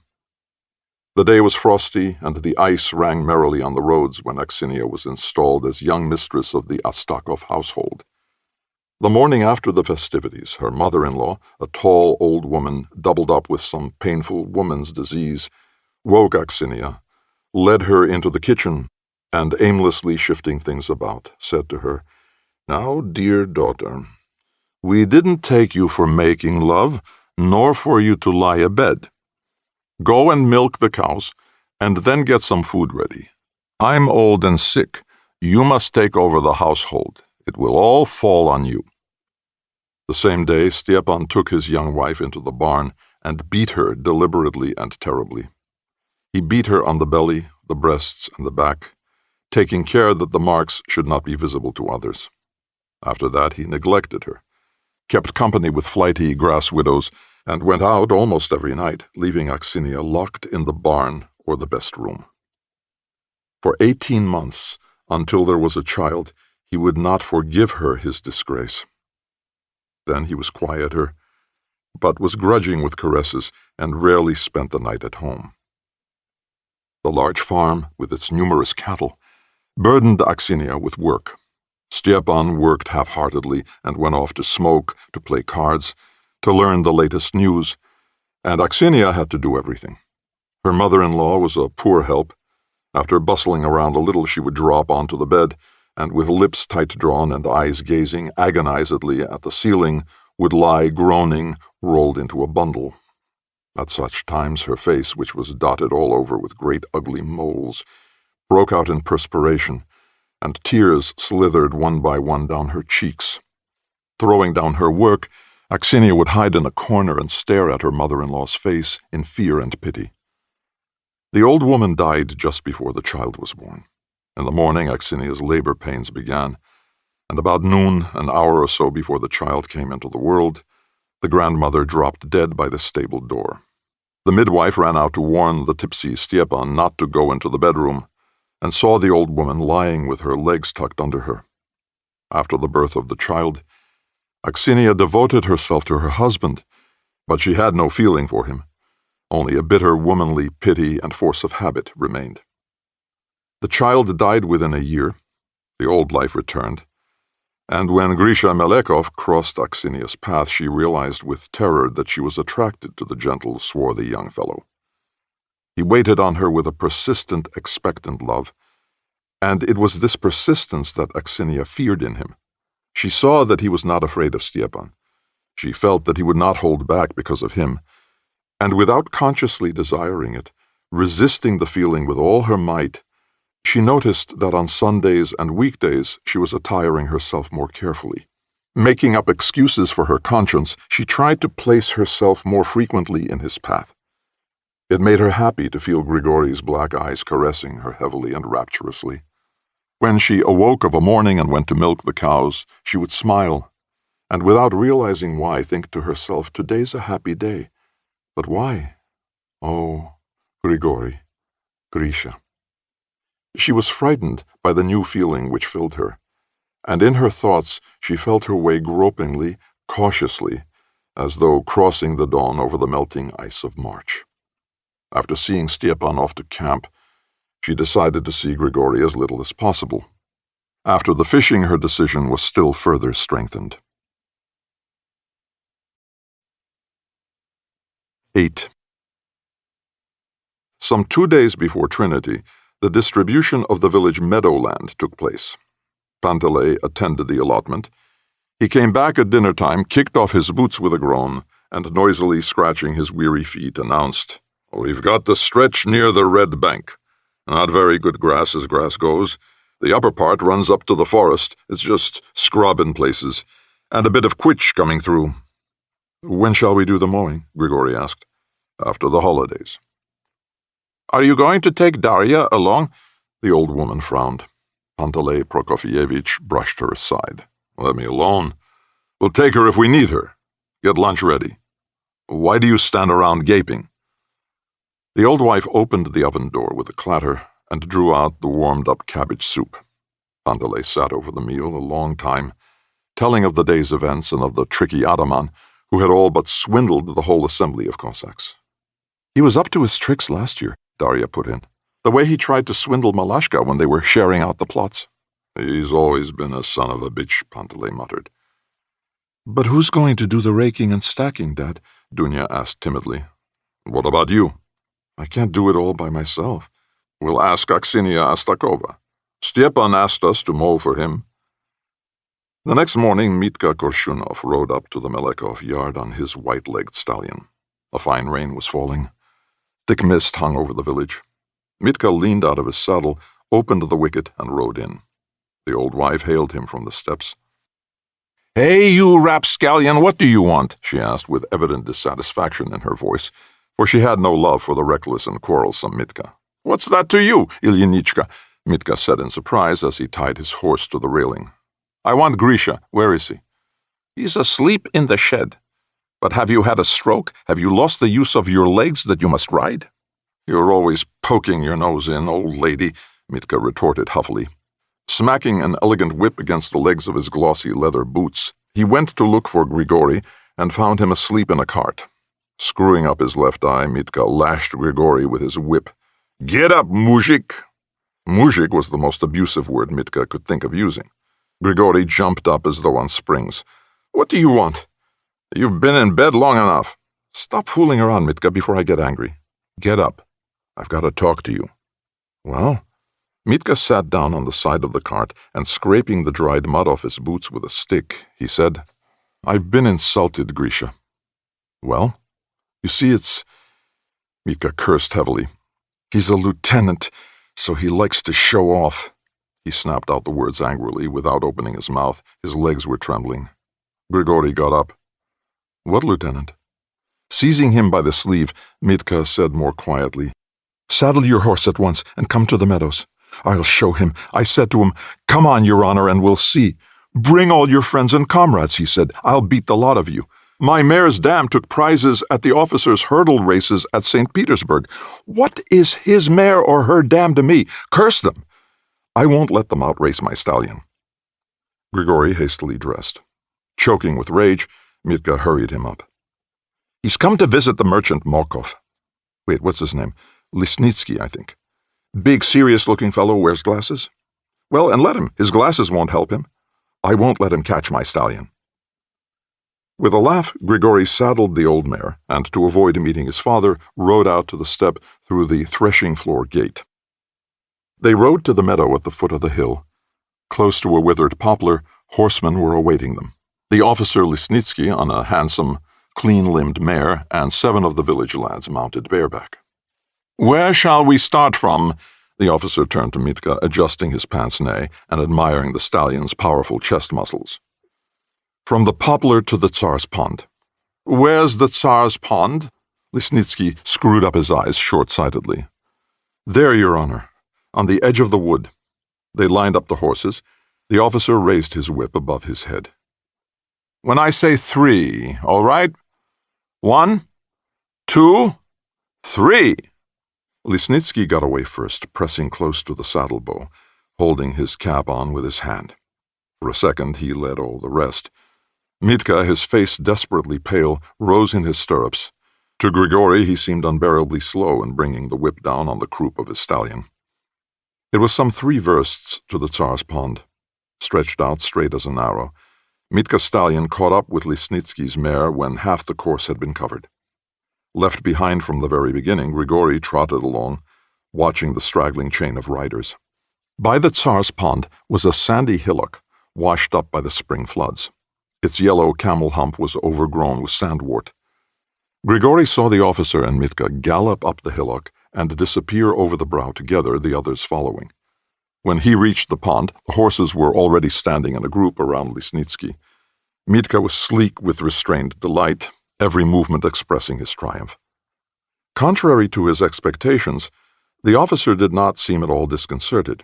He stood with his back against the tree, smoking a cigarette, and said, pointing to his foam-flecked horse, "I've ridden 150 versts on her already. I rode over from the Stanitsa only yesterday. If she were fresh, you'd never have caught me, Korshunov." "Maybe," Mitka said magnanimously.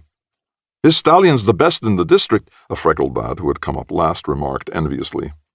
"He's a good horse," said Mitka, and stroked the stallion's neck, his hand trembling with emotion. He glanced at Grigori and grinned foolishly. Grigori and Mitka left the others and rode home, skirting the village. The lieutenant took a chilly leave of them, thrust 2 fingers under the peak of his cap, and turned away. As they were approaching home, Grigori saw Aksinia coming towards them. She was stripping a twig as she walked. When she noticed him, she bent her head lower. "What are you blushing for? Are we naked?" shouted Mitka, and winked. Gazing straight before him, Grigori almost rode by her, then suddenly struck the ambling mare with his whip. She sat back on her hind legs and sent a shower of mud over Aksinia. "Oh, you mad devil!" Wheeling sharply and riding his excited mount at her, Grigori demanded, "Why don't you say hello? You're not worth it. And that's why I sent the mud over you. Don't think so much of yourself." "Let me pass," Aksinia shouted, waving her arms in front of the horse's nose. "What are you trampling me with your horse for?" "She's a mare, not a horse." "I don't care. Let me pass." "What are you getting angry for, Aksinia? Surely not because of the other day in the meadow." Grigori gazed into her eyes. Aksinia tried to say something, but a little tear started from the corner of her dark eye, and her lips quivered pitifully. Swallowing hard, she whispered, "Go away, Grigori. I'm not angry. And she went. The astonished Grigori overtook Mitka at the gate. "Coming out for the evening?" Mitka asked. "No." "Why? What's going on?" "Or did she invite you to spend the night with her?" Grigori rubbed his forehead with his palm and made no reply. 9. All that was left of Trinity in the village houses was the dry thyme scattered over the floors, the dust of crumpled leaves, and the shriveled, withered green of broken oak and ash branches fastened to the gates and stairs. The haymaking began immediately after Trinity. From early morning the meadow blossomed with women's holiday skirts, the bright embroidery of aprons and colored kerchiefs. The whole village turned out for the mowing. The mowers and rakers attired themselves as though for an annual holiday. So it had been from of old. From the Don to the distant alder thickets, the ravaged meadowland stirred and sighed. The Melekovs were late in starting. They set out when nearly half the village were already in the meadow. "You sleep late, Panteley Prokofyevich," the perspiring haymakers greeted him. "Not my fault. The women again." The old man laughed and urged on the bullocks with his knout of rawhide. "Good day to you, neighbor. You're a bit late, aren't you?" a tall Cossack in a straw hat said, shaking his head as he stood sharpening his scythe at the side of the road. "You reckon the grass will be dry? If you don't get a move on, it soon will be." At the back of the cart sat Aksinia, her face completely covered to protect it from the sun. From the narrow slits left for her eyes, she stared calmly and severely at Grigori seated opposite her. Darya, also wrapped up and dressed in her Sunday best, her legs dangling between the rungs of the wagon side, was giving her long blue-veined breast to the child dozing in her arms. Dunya fidgeted on the box, her happy eyes scanning the meadow and the people walking along the road. Her face, cheerful and sunburnt, with a sprinkling of freckles across her nose, seemed to say, "I feel gay and happy because the day with its blue and cloudless sky is also happy, because my soul is filled with the same cloudless blue calm. I'm happy. I have everything I want. Drawing the sleeve of his cotton shirt over his fists, Panteley wiped away the sweat running down from under the peak of his cap. The shirt stretched tightly across his bent back, darkened with moist patches. The sun pierced slantingly through a gray, fleecy cloud and dropped a fan of misty, refracted rays over the meadow, the village, and the distant silvery hills of the dawn. The day was sultry. The little clouds crept along drowsily, not even overtaking Panteley's bullocks as they plodded along the road. The old man himself lifted and waved the knout languidly, as though in doubt whether to strike their bony flanks or not. Evidently realizing this, the bullocks did not hasten their pace, and slowly, gropingly set forward their cloven hooves and swished their tails. A dusty gold and orange-tingled horsefly circled above them. The meadowland that had been scythed near the threshing floors glowed with pale green patches. Where the grass had not yet been cut, the grassy silk, green with a gleam of black in it, rustled in the breeze. "There's our strip," Panteley waved his knout. Grigori unharnessed the weary bullocks. The old man, his earring glittering, went to look for the mark he had made at the end of the strip. "Bring the scythes," he called out after a moment, waving his hand. Grigori went to him, treading down the grass and leaving an undulating trail behind him. Panteley faced the distant bell tower and crossed himself. His hook nose shone as though freshly varnished. The sweat clung to the hollows of his swarthy cheeks. He smiled, bearing a close-set row of white gleaming teeth in his raven beard, and, with his wrinkled neck bent to the right, swept the scythe through the grass. A 7-foot semicircle of mown grass lay at his feet. Eyes half closed, Grigori followed in his steps, laying the grass low with the scythe. The women's aprons blossomed in a scattered rainbow before him, but his eyes sought only one, a white one with an embroidered border. He glanced at Axinia and started mowing again, keeping pace with his father. Axinia was continually in his thoughts. Half closing his eyes, in imagination he kissed her and spoke to her in burning, tender words that came to his tongue from he knew not where. Then he dropped such thoughts and stepped out again methodically. 1, 2, 3, and his memory slipped in fragments of the past. Sitting under the damp hayrick, the moon over the meadow, now and then a drop falling from the bush into the puddle. 1, 2, 3, good. That had been good. He heard laughter behind him. He looked back. Daria lay under the cart, and Axinia was bending over her, telling her something. Daria waved her arms, and again they both laughed. Dunya was sitting on the shaft and singing in a shrill voice. "I'll get to that bush, then I'll sharpen my scythe," Grigori thought. At that moment he felt the scythe pass through something soft and yielding. He bent down. A little wild duckling went scurrying into the grass with a squawk. By the hole where the nest had been, another was huddled, cut in two by the scythe. The rest of the brood scattered, twittering in the grass. He lay the dead bird on his palm. It had evidently come from the egg only a few days previously. There was still a living warmth in the down. On the flat, half-open beak there was a pinkish bubble of blood. The beady eyes were puckered slyly. The little legs were still warm and quivering. With a sudden keen feeling of compassion, he stared at the inert little ball lying in his hand. "What have you found, Grisha?" Dunya came dancing along the mown alley, her pigtails tossing on her breast. Frowning, Grigori threw away the duckling and angrily wielded his scythe. Dinner was eaten in haste. Bacon fat and the Cossacks' standby sour skimmed milk brought from home in a bag were the entire meal. After dinner, the women began to rake the hay. The cut grass wilted and dried, giving off a heavy, stupefying scent. "No point in going home," Panteley said during dinner. "We'll turn the bullocks out to graze in the forest, and tomorrow, as soon as the dew is off the grass, we'll finish the mowing." Dusk had fallen when they stopped for the day. Axinia raked the last rows together and went to the cart to cook some millet mash. All day she had maliciously made fun of Grigori, gazing at him with eyes full of hatred, as though in revenge for some great unforgettable injury. Grigori, gloomy and faded somehow, drove the bullocks down to the Don for water. His father had watched him and Aksinia all day. Eyeing Grigori unpleasantly, he said, "Have your supper and then guard the bullocks. See that they don't get into the grass. Take my sheepskin." Darya laid her child under the cart and went into the forest with Dunya for brushwood. Over the meadow the waning moon mounted the dark, inaccessible heaven. A snowstorm of moths whirled around the flames. Near the fire supper was laid on a piece of coarse cloth. The millet boiled in the smoky field pot. Wiping a spoon with the edge of her underskirt, Darya called to Grigori, "Come and have your supper." His father's sheepskin draped over his shoulders, Grigori emerged from the darkness and approached the fire. "What's made you so moody?" Darya smiled. "Got the backache." "Must be going to rain," he countered lightly. "He doesn't want to watch the bullocks," Dunya laughed, and sitting down by her brother, she tried to start a conversation. But somehow her efforts were unsuccessful.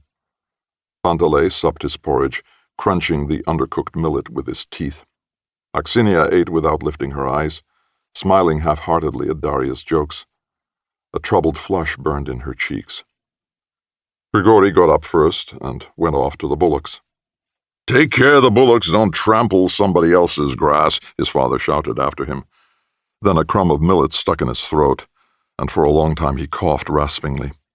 Dunya's cheeks swelled as she tried to suppress her laughter. The fire burned low. The smoldering brushwood wrapped the little group in the honey scent of burning leaves. At midnight, Grigori stole up to the camp and halted some 10 paces away. His father was snoring tunefully on the cart. The unquenched embers stared out from the ash with golden peacock's eyes. A gray, shrouded figure broke away from the cart and came slowly towards Grigori. 2 or 3 paces away it halted. Aksinia. Grigori's heart thumped fast and heavily. He stepped forward crouchingly, flinging back the edge of his sheepskin, and pressed her compliant burning body to his own. Her legs bowed at the knees. She trembled, her teeth chattering. Grigori suddenly flung her over his arm as a wolf throws a slaughtered sheep across its back, and stumbling over the trailing edges of his open coat and panting hard, made off. "Oh, Grisha, Grisha, your father—" "Quiet." Tearing herself away, gasping for breath in the sour sheep's wool, choking with the bitterness of regret. Aksinia cried in a low, moaning voice that was almost a shout, "Let go! What does it matter now? I'll go of my own accord." 10. Not azure and poppy red, but rabid as the wayside henbane is a woman's belated love. After the mowing, Aksinia was a changed woman, as though someone had set a mark on her face, branded her. When other women met her, they smiled slyly and nodded their heads after her. The girls were envious, but she held her happy, shameful head proud and high. Soon everybody knew of her affair with Grigori Melekov. At first it was talked about in whispers, only half believed. But after the village shepherd had seen them in the early dawn by the windmill, lying under the moon in the young rye, the rumor spread like a wave breaking turbidly on the shore. It reached Panteley's ears also. One Sunday he happened to go along to Mokov's shop. The throng was so great that no more could have crowded through the door. He entered, and everybody seemed to be making way for him, smiling at him. He pushed towards the counter where the draperies were sold. The master, Sergei Platonovich Mokov, took it upon himself to attend to the old man. "Where have you been all this long while, Prokofievich?" he asked. "Too much to do, troubles with the farm." "What? Sons like yours and troubles?" "What of my sons? I've seen Pyotr off to camp. There's only me and Grisha to do everything." Mokov divided his stiff ruddy beard into 2 with his fingers and glanced significantly out of the corner of his eye at the crowd of Cossacks. "Oh, yes, old man, and why haven't you told us anything about it?" "About what?" "How do you mean, what? Thinking of marrying your son and not a word to anybody?" "Which son?" "Why, your son Grigori isn't married, and I'm not thinking of marrying him yet."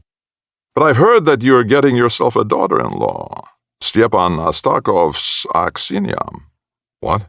With her husband alive?" Why, Platonovich, you must be joking, aren't you?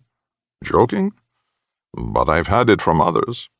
Panteley smoothed out the piece of material spread over the counter, then turning sharply, limped towards the door. He made straight for home. He walked with his head lowered like a bull, his fingers knotted in his fist, hobbling more noticeably on his lame leg.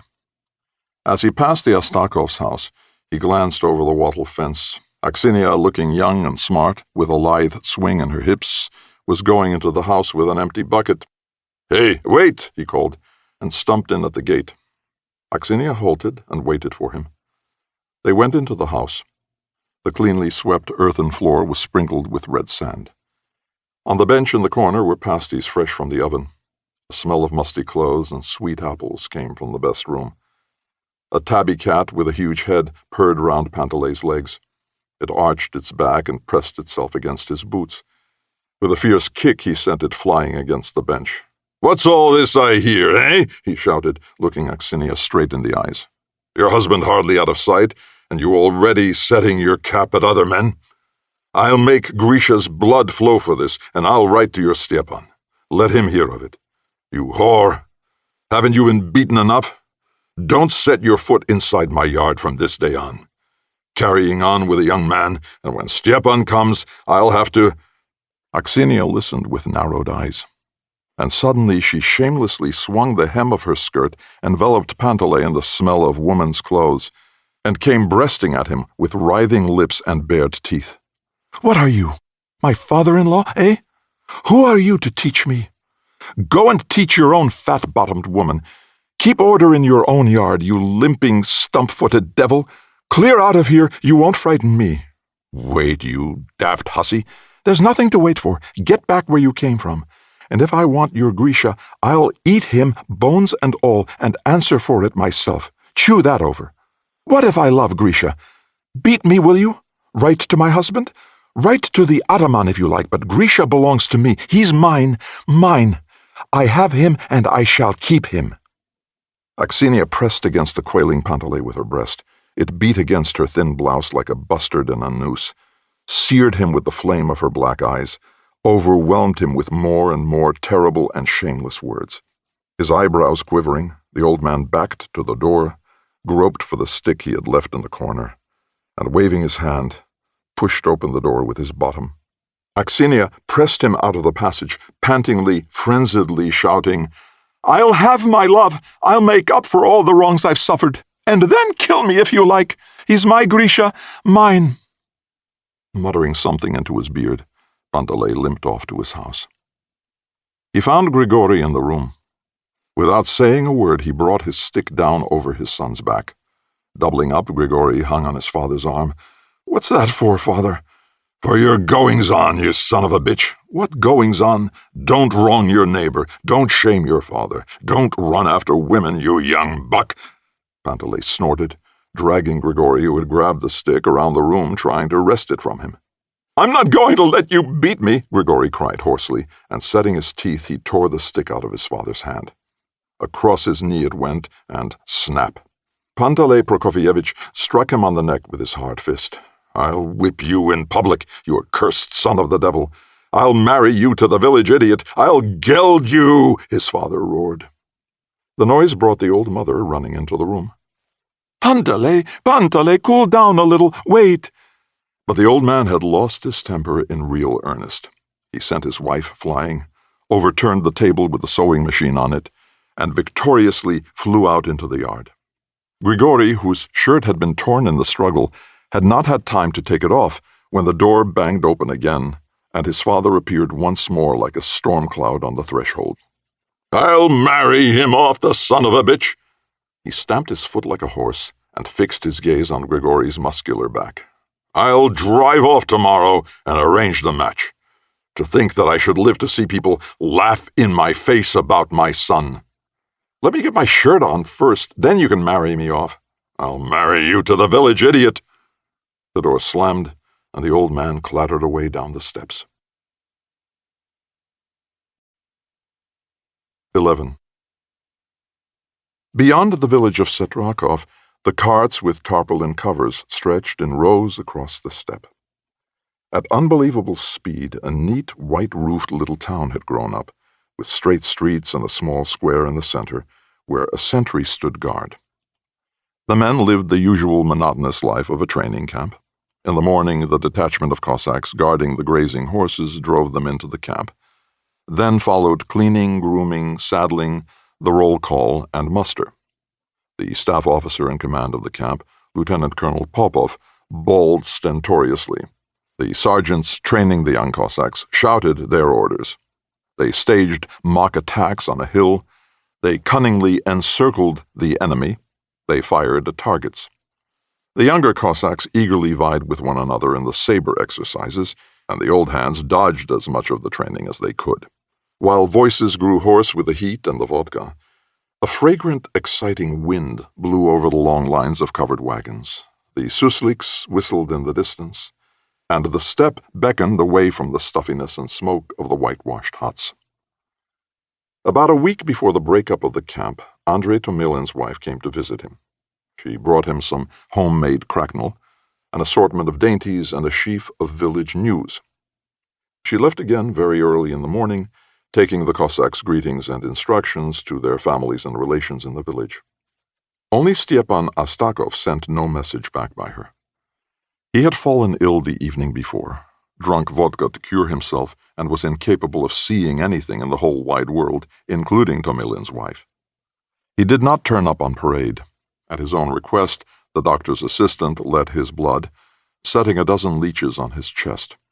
Stepan sat in his undershirt against the wheel of his cart, making the white linen cover of his cap oily with cart grease, and stared sulkily at the leeches sucking at his barrel-like chest and swelling with dark blood. The regiment medical orderly stood by smoking and letting the smoke filter through the wide gaps between his teeth. "Feel any better?" "They're drawing well. Easier for the heart somehow. Leeches are a great thing." Tomilin came up and gave Stepan a wink. "Stepan, I'd like a word with you." Stepan rose with a grunt and took Tomilin aside. "My woman's been here on a visit. She left this morning." "Well, there's a lot of talk about your wife in the village." "What?" "Not pleasant talk, either." "Well?" "She's carrying on with Grigory Melekov, quite openly." Turning pale, Stepan tore the leeches from his chest and crushed them underfoot. When he had crushed the last one, he buttoned up his shirt, and then, as though suddenly afraid, unbuttoned it again. His chalky lips moved incessantly. They trembled, slipped into an awkward smile, then shriveled and gathered into a livid pucker. Tomilin thought Stepan must be chewing something hard and solid. Gradually, the color returned to his face. The lips, caught by his teeth, froze into immobility. He took off his cap, smeared the grease over the white cover with his sleeve, and said aloud, "Thanks for the news. I just wanted to warn you. You won't hold it against me?" Tomilin clapped his hands against his trousers in a gesture of sympathy and went off to his horse. The sound of voices and shouting was heard from the camp. The Cossacks had returned from the saber exercises. Stepan stood for a moment staring fixedly and sternly at the black smear on his cap. A half-crushed, dying leech crawled up his boot. 12. In 10 more days the Cossacks would be returning from camp. Aksinia lived in a frenzy of belated, bitter love.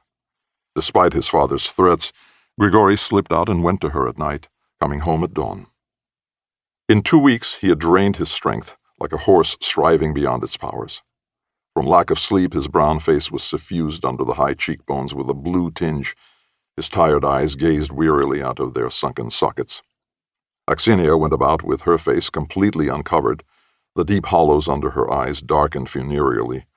Her swollen, avid lips smiled with a restless challenge.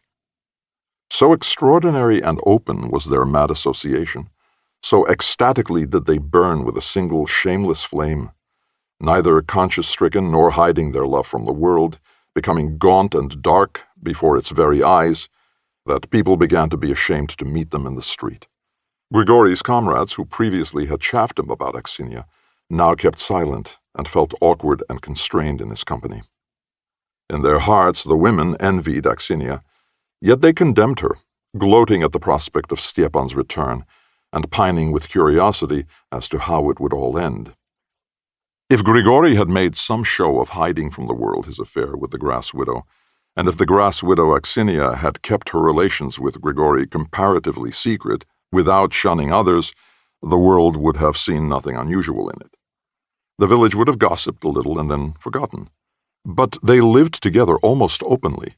They were bound by something greater, which had no likeness to any temporary association, and for that reason the villagers decided it was immoral and held their breath in peeping expectation.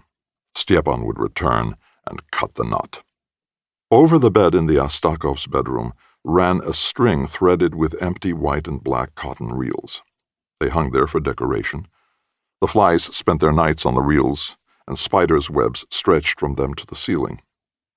Grigori was lying on Aksinia's bare, cool arm and gazing up the chain of reels. With the toil-roughened fingers of her other hand, Aksinia was playing with the thick strands of hair on his head. Her fingers smelt of warm milk. When Grigori turned his head, pressing his nose into Aksinia's armpit, the pungent, sweetish scent of woman's sweat flooded his nostrils. In addition to the wooden-painted bedstead with pointed pine cones at the corners, the room contained a capacious iron-bound chest that stood close to the door, holding Aksinia's dowry and all her finery. In the corner was a table, an oleograph of General Skobeliev riding towards a row of flapping banners dipped before him, 2 chairs, and above them icons in gaudy paper aureoles. Along the side wall hung fly-blown photographs. One was a group of Cossacks with curly forelocks, swelling chests decorated with watch chains and drawn swords, Stepan and his comrades on active service. On a hook hung Stepan's uniform. It had not been put away. The moon stared through the window and uncertainly fingered the 2 white sergeant's straps on the shoulder. With a sigh, Aksinia kissed Grigori on the bridge of his nose, between his eyebrows. "Grisha, my love." "What?" "Only 9 days left." "That's not so soon." "What am I to do, Grisha?" "How should I know?" Aksinia restrained a sigh and again smoothed and parted Grigori's matted hair. "Stepan will kill me," she half asked, half declared. Grigori was silent. He wanted to sleep. With difficulty he forced open his clinging eyelids, and saw above him the glittering bluish blackness of Aksinia's eyes.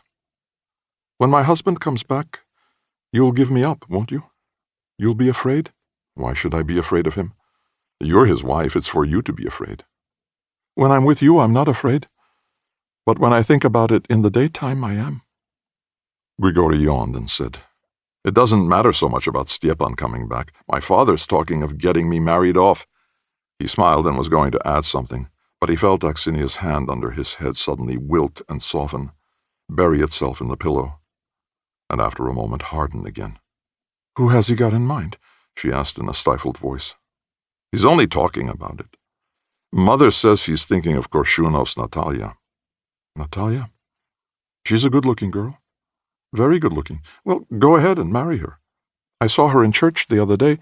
Dressed up, she was—" Aksinia spoke rapidly, but he could scarcely hear her. Her voice was so lifeless and dull. "I don't care 2 pins about her good looks. I'd like to marry you." Aksinia sharply pulled her arm from under Grigori's head and stared with dry eyes at the window. A frosty yellow mist was in the yard. The shed cast a heavy shadow. The crickets were chirruping. Down by the dawn, the bitterns boomed. Their deep, sullen tones floated through the bedroom window. "Grisha," thought of something. Aksinia seized Grigori's rough, unyielding hands, pressed them to her breast and to her cold, almost lifeless cheeks, and cried, "What did you take up with me for, curse you? What shall I do? Grisha, I'm finished. Stepan is coming back, and what shall I tell him? Who is there to help me?" Grigori was silent. Aksinia gazed mournfully at his handsome eagle nose, his shadowed eyes, his dumb lips, and suddenly a flood of feeling swept away the dam of restraint. Madly she kissed his face, his neck, his arms, the rough curly black hair on his chest, and Grigori felt her body trembling as, gasping for breath, she whispered, "Grisha, my dearest, beloved, let's go away. My darling, We'll throw up everything and go. I'll leave my husband and everything so long as you're with me. We'll go far away, to the mines. I'll love you and care for you. I've got an uncle who is a watchman at the Paramonov mines. He'll help us. Grisha, oh, say something. Grigori lay thinking, then unexpectedly opened his burning, foreign-looking eyes.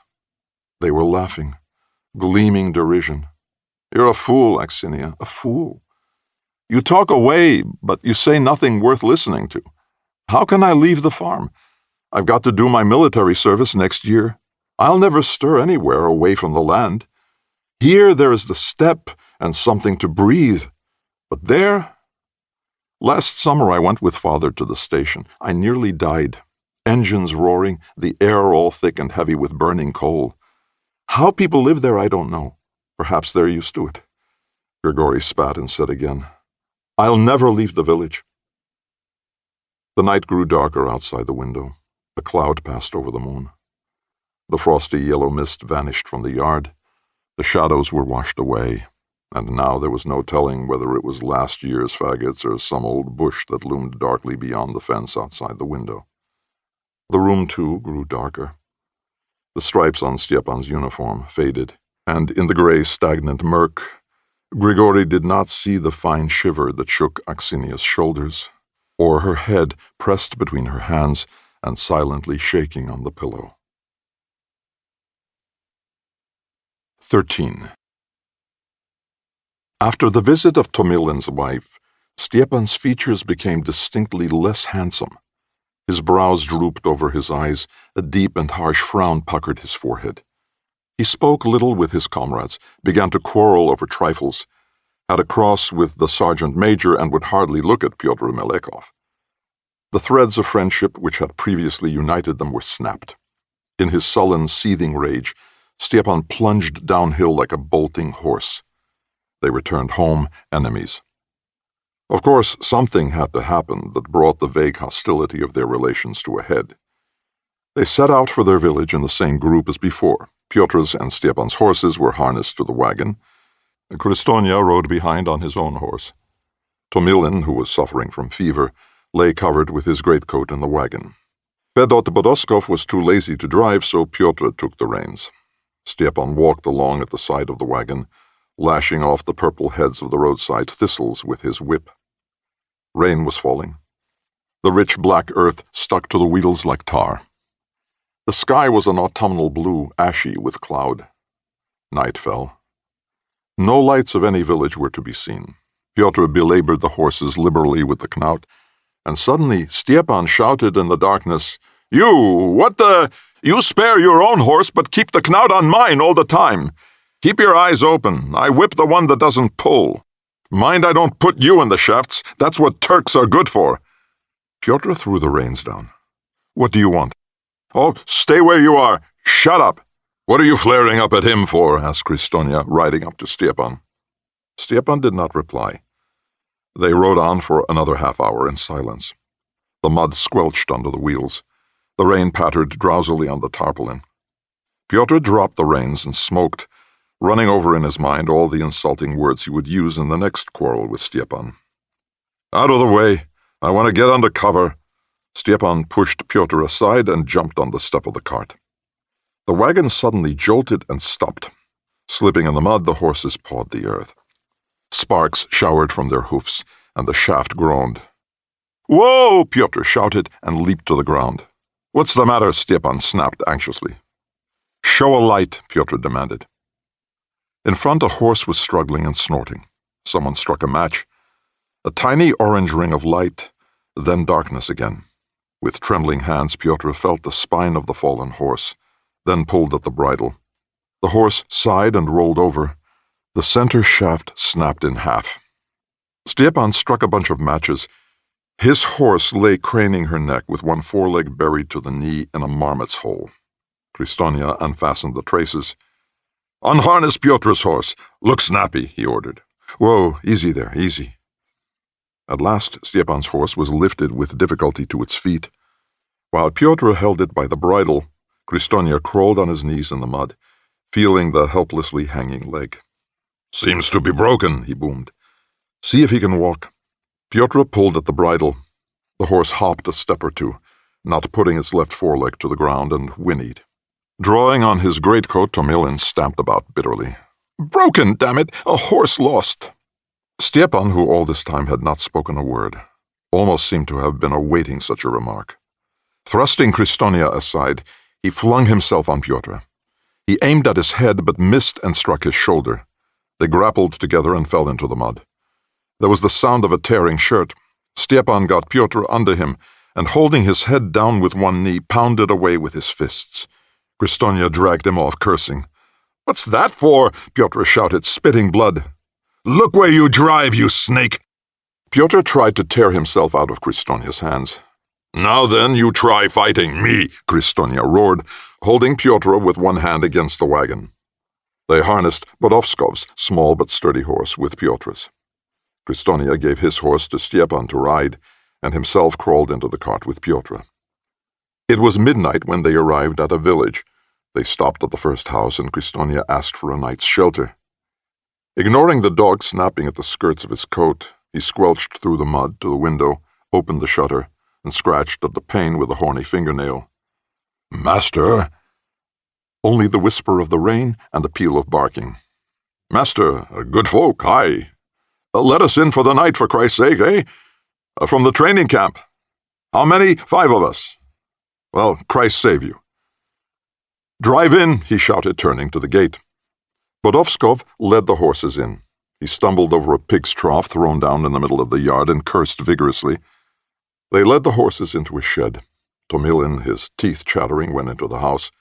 Pyotr and Kristonia remained in the cart.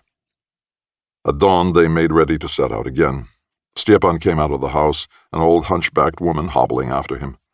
Kristonia, who was harnessing the horses, shouted sympathetically, "Oh, Granny, what a hump they've given you!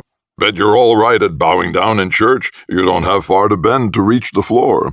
"If I'm good for bowing down, you're good for hanging dogs on, my lad. There's something for all of us." The old woman smiled severely, surprising Kristonia with a full row of small, sound teeth. "And what teeth you've got, like a pike! Won't you give me a few? Here I am, a young man, and nothing to chew with." "What shall I have left for myself, my dear?" "We'll give you a horse's," said Gran. "You've got to die one day, and they don't look at your teeth in the next world. The saints aren't horse dealers, you know." "Keep it up, Kristonia," Tomilin grinned as he climbed into the cart. The old woman followed Stepan into the shed. "Which one is it?" "The black," sighed Stepan. The woman laid her stick on the ground, and with an unexpectedly strong masculine movement, raised the horse's damaged leg. She felt the kneecap carefully with her thin, crooked fingers.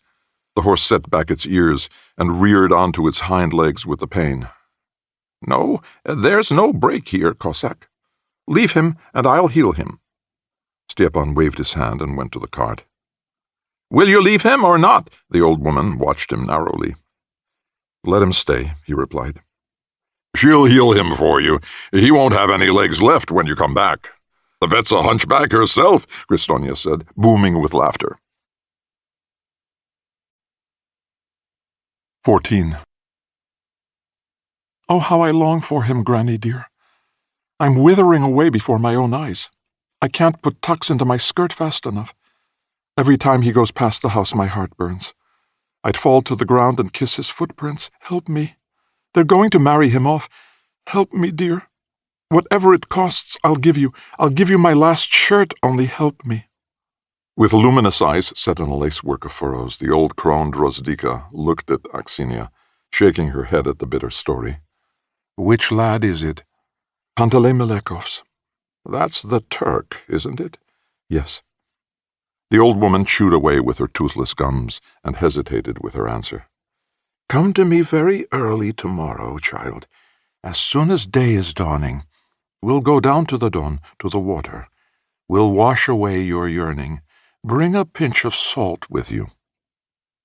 Aksina wrapped herself in her yellow shawl and with drooping shoulders walked out through the gate. Her dark figure was swallowed up in the night, and the only sound was of her sandals scraping dryly on the earth. Then her steps died away.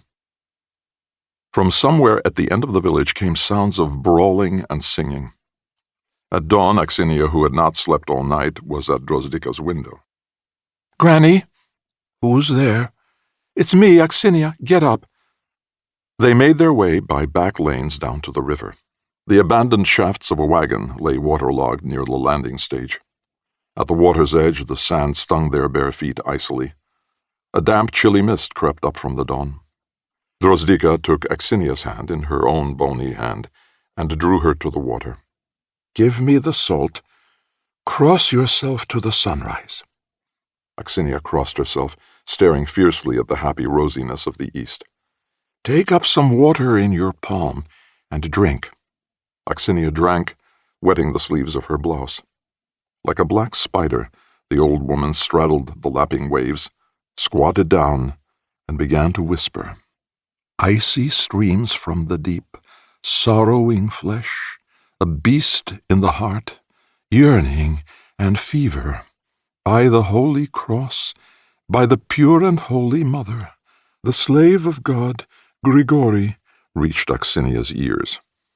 Drozdika sprinkled some salt over the damp sand at her feet and some more into the water, then put the rest in Aksinia's bosom. "Sprinkle some water over your shoulder quickly." Aksinia did so. She stared moodily and angrily at Drozdika's russet cheeks. "Is that all?" "Yes, that's all. Go and sleep." Aksinia ran breathlessly home. The cows were lowing in the yard. Daria, sleepy-eyed and flushed, was driving her cows off to join the village herd. She smiled as she saw Aksinia run past. "Slept well, neighbor? Praise be. And where have you been so early? I had a call to make in the village." The church bells were ringing for matins. The copper-tongued clapping broke apart in splashes of sound. The village herdsman cracked his stock whip in the side street. Aksinia hurriedly drove out the cows, then carried the milk into the porch to strain it. She wiped her hands on her apron, and, lost in thought, poured the milk into the strainer. A heavy rattle of wheels and snorting of horses in the street. Aksinia set down the pail and went to look out of the front window. Holding his saber pommel, Stepan was coming through the wicket gate. The other Cossacks were galloping away towards the village square. Aksinia crumpled her apron in her fingers and sat down on the bench. Steps in the porch, steps in the passage, steps at the very door. Stepan stood on the threshold, gaunt and estranged. "Well?" Aksinia, all her full buxom body reeling, went to meet him. "Beat me," she said slowly, and turned sideways towards him. "Well, Aksinia, I shan't hide. I have sinned. Beat me, Stepan." Her head drawn into her shoulders, crouching down and protecting only her belly with her arms, she faced him. Her eyes stared unblinkingly from their dark sockets, out of her dumb, fear-distorted face. Stepan swayed and walked past her. His unwashed shirt smelled of male sweat and bitter roadside scents. He dropped onto the bed without removing his cap. He lay for a moment, then jerked his shoulders and threw off his sword belt. His blonde, usually crisp mustache drooped limply. Not turning her head, Aksinia glanced sidelong at him. Now and then she shuddered. Stepan put his feet on the foot of the bed. The mud slowly oozed from his boots. He stared at the ceiling and toyed with the leather tassel of his sword. "Breakfast ready?" "No." "Get me something to eat." He sipped some milk, wetting his mustache. He chewed slowly at the bread. Aksinia stood by the stove.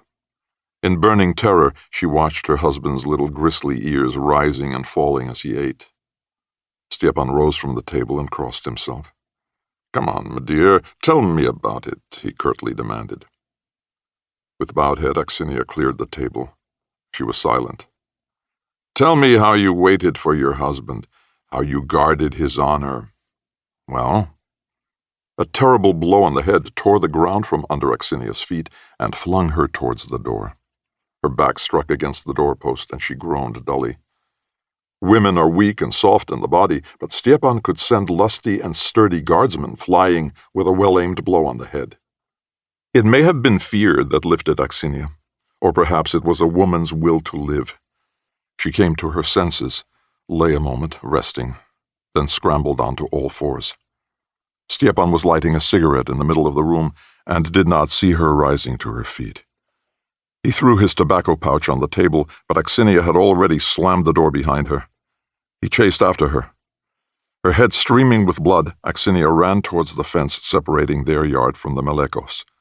Stepan overtook her at the fence. His black hand fell like a hawk on her head. His fingers wound into her hair. He tore at it and threw her to the ground, into the cinders that Aksinia dumped by the fence every day. What if a husband does trample his wife with his boots, his hands behind his back? One-armed Alexei Shamil walked past the gate, looked in, blinked, and parted his bushy little beard with a smile. After all, it was quite understandable why Stepan should be punishing his lawfully wedded wife. Shamil was tempted to stop to see whether he would beat her to death or not, but his conscience would not allow him. After all, he wasn't a woman. Watching Stepan from afar, you would have thought he was doing the Cossack dance. And so Grigori thought, as through the window he saw Stepan jumping up and down. But he looked again and flew out of the house. Pressing his heavy fists against his chest, he ran on his toes to the fence. Pyotr pounded after him. Over the high fence, Grigori flew like a bird. He charged Stepan from behind at full speed. Stepan staggered and, turning around, came at Grigori like a bear. The Malekov brothers fought desperately. They pecked at Stepan like carrion crows at a carcass. Grigori went down several times under Stepan's rock-like fist. He was not quite a match for a hardened brawler like Stepan, but the stocky, agile Pyotr, although he bent under the blows like a reed before the wind, stood firmly on his feet. Stepan, one eye flashing, the other was turning the color of an underripe plum, retreated to the steps. Kristonia happened to come along to borrow some harness from Pyotr, and he separated them. "Stop that!" He waved his arms. "Break away, or I'll report it to the ataman." Pyotr carefully spat blood and half a tooth into his palm and said hoarsely, "Come on, Grigori. We'll get him some other time." "Mind I don't get you," Stepan threatened from the steps. All right. And no all right about it. I'll tear your guts out. Is that serious or joking?" Stepan came swiftly down the steps. Grigori broke forward to meet him, but pushing him towards the gate, Kristonia promised, "Only dare, and I'll give you a good hiding." From that day onward, the hatred between the Malekovs and Stepan Astakov drew itself into a tight knot. Grigori Malekov was fated to untie that knot 2 years later in East Prussia, near the town of Stolypin. 15. Tell Pyotr to harness the mare and his own horse. Grigori went out into the yard. Pyotr was pushing a wagonette out of the lean-to shed by the barn. "Dad says you got to harness the mare and your own horse." "I know that without him telling me." "Tell him to mind his own business," Pyotr responded, fixing the shaft bow. Panteley, solemn as a church warden at Mass, although sweating like a bull, sat finishing his soup. Dunya was watching Grigori alertly, hiding a girlish twinkle somewhere in the shadowy cool of her long upturned lashes. Ilyinichna, large and portly in her lemon-yellow Sunday shawl, a motherly anxiety lurking at the corners of her lips, said to the old man, "Stop stuffing yourself, Prokofyevich. One would think you were starving." "Won't even let me eat. What a nagger you are, woman." Pyotr's long wheaten yellow mustache appeared at the door. "Your carriage is ready, if you please." Dunya burst into a laugh and hid her face in her sleeve. Darya passed through the kitchen and looked the future bridegroom over with a flutter of her fine lashes. Ilyinichna's shrewd widow cousin, Auntie Vasilisa, was to go with them as matchmaker. She was the first to perch herself on the wagonette, twisting and turning her head, laughing and displaying her crooked black teeth beneath the pucker of her lips. "Don't show your teeth, Vasilisa," Panteley warned her. "You'll ruin everything. Those teeth of yours look as if they had been on a night out. There's not one that can stand up straight." "Ah, cousin, I'm not the bridegroom-to-be." "Maybe you're not, but don't laugh all the same. What teeth! The color's enough to make you sick." Vasilisa took umbrage, but meanwhile Pyotr had opened the gate. Grigori sorted out the good-smelling leather reins and jumped into the driver's seat. Panteley and Ilyich sat side by side at the back, just like newlyweds. "Whip 'em up!" shouted Pyotr, letting go the halter. Grigory bit his lips and lashed the horses. They pulled at the traces and started off without warning. "Look out! You'll catch your wheel!" Darya shrilled. But the wagonette swerved sharply and, bouncing over the roadside hummocks, rattled down the street. Leaning to one side, Grigory touched up Pyotr's lagging horse with the whip. His father held his beard in his hand as though afraid that the wind would snatch it away. "Whip up the mare!" he cried hoarsely, leaning over Grigory's shoulder. With the lace sleeve of her blouse, Ilyinichna wiped away the tear that the wind had brought to her eye, and blinked at Grigory's blue satin shirt fluttering and billowing on his back. The Cossacks along the road stepped aside and stood staring after them. The dogs came running out of the yard and yelped under the horses' feet. Their barking was drowned in the rumble of the freshly shod wheels.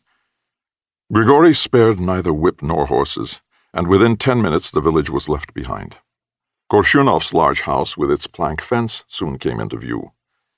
Grigory pulled on the reins, and the wagonette, breaking off its iron song right in the middle, suddenly drew up at the painted, finely carved gates. Grigory remained with the horses. Panteley limped towards the steps. Ilyinichna and Vasilisa sailed after him with rustling skirts. The old man hurried, afraid of losing the courage he had summoned up during the ride. He stumbled over the high threshold, knocked his lame leg, and, frowning with pain, stamped furiously up the well-swept steps. He and Ilyinichna entered the kitchen almost together. He disliked standing at his wife's side, as she was taller by a good 6 inches, so he stepped a pace forward, and, removing his cap, crossed himself before the blackened icon. "Good health to you." "Praise be," the master of the house, a stocky, freckled old man, replied, rising from the bench. "Some guests for you, Miron Grigorievich," Panteley continued. "Guests are always welcome. Maria, give the visitors something to sit on." His elderly, flat-chested wife wiped non-existent dust from 3 stools and pushed them towards the guests. Panteley sat down on the very edge of one and mopped his perspiring brow with his handkerchief. "We've come on business," he began without beating about the bush. At this point, Ilyinichna and Vasilisa, pulling up their skirts, also sat down. "By all means. On what business?" the master smiled. Grigory entered, stared around him, and greeted the Korshunovs. A deep russet spread across Miron's freckled face. Only now did he guess the object of the visit. "Have the horses brought into the yard. Get some hay put down for them," he ordered his wife. "We've just a little matter to talk over," Panteley went on, twisting his curly beard and tugging at his earring in his agitation. "You have a girl unmarried. We have a son. Couldn't we come to some arrangement? We'd like to know, will you give her away now or not? Maybe we might become relations." "Who knows?" Miron scratched his bald spot. "I must say we weren't thinking of giving her in marriage this autumn. We've our hands full with work here, and she's not so very old. She's only just past her 18th spring. That's right, isn't it, Maria?" "That's it. She's the very age for marriage," Vasilisa put in. "A girl soon gets too old." She fidgeted on her stool, prickled by the besom she had stolen from the porch and thrust under her jacket. Tradition had it that matchmakers who stole the girl's besom were never refused. "We had proposals for our girl way back in early spring. Our girl won't be left on the shelf. We can't grumble to the good God. She can do everything, in the field or at home," Korshunov's wife replied. "If a good man were to come along, you wouldn't say no," Panteley broke into the woman's chatter. "It isn't a question of saying no," the master scratched his head. "We can give her away at any time." Panteley thought he was going to be refused and got ruffled. "Well, it's your own business, of course. A man's got his choice. He can ask where he likes. If you're keen on finding some merchant's son or someone of that kind, it's a different matter, and we beg your pardon." The negotiations were on the point of breaking down. Panteley began to get agitated, and his face flushed a beetroot red, while the girl's mother clucked like a sitting hen shadowed by a kite. But Vasilisa intervened in the nick of time. She poured out a flood of quiet, soothing words like salt on a burn and healed the breach. "Now, my dears, once a matter like this is raised, It needs to be settled decently and for the happiness of your child. Natalia, now, why, you might search far in broad daylight and not find another like her. Work burns in her hands.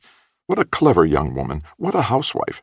And as for her looks, you see for yourselves, good folk." She opened her plump arms in a generous sweep, turning to Panteley and the sulky Ilyinichna. "And he's a husband worthy of any. As I look at him, my heart beats with yearning. He's so like my late husband, and his family are great workers. Ask anyone in these parts about Prokofievitch. In all the world he's known as an honest man and a kind one. In good faith, do we wish evil to our children?" Her chiding little voice flowed into Panteley's ears like syrup.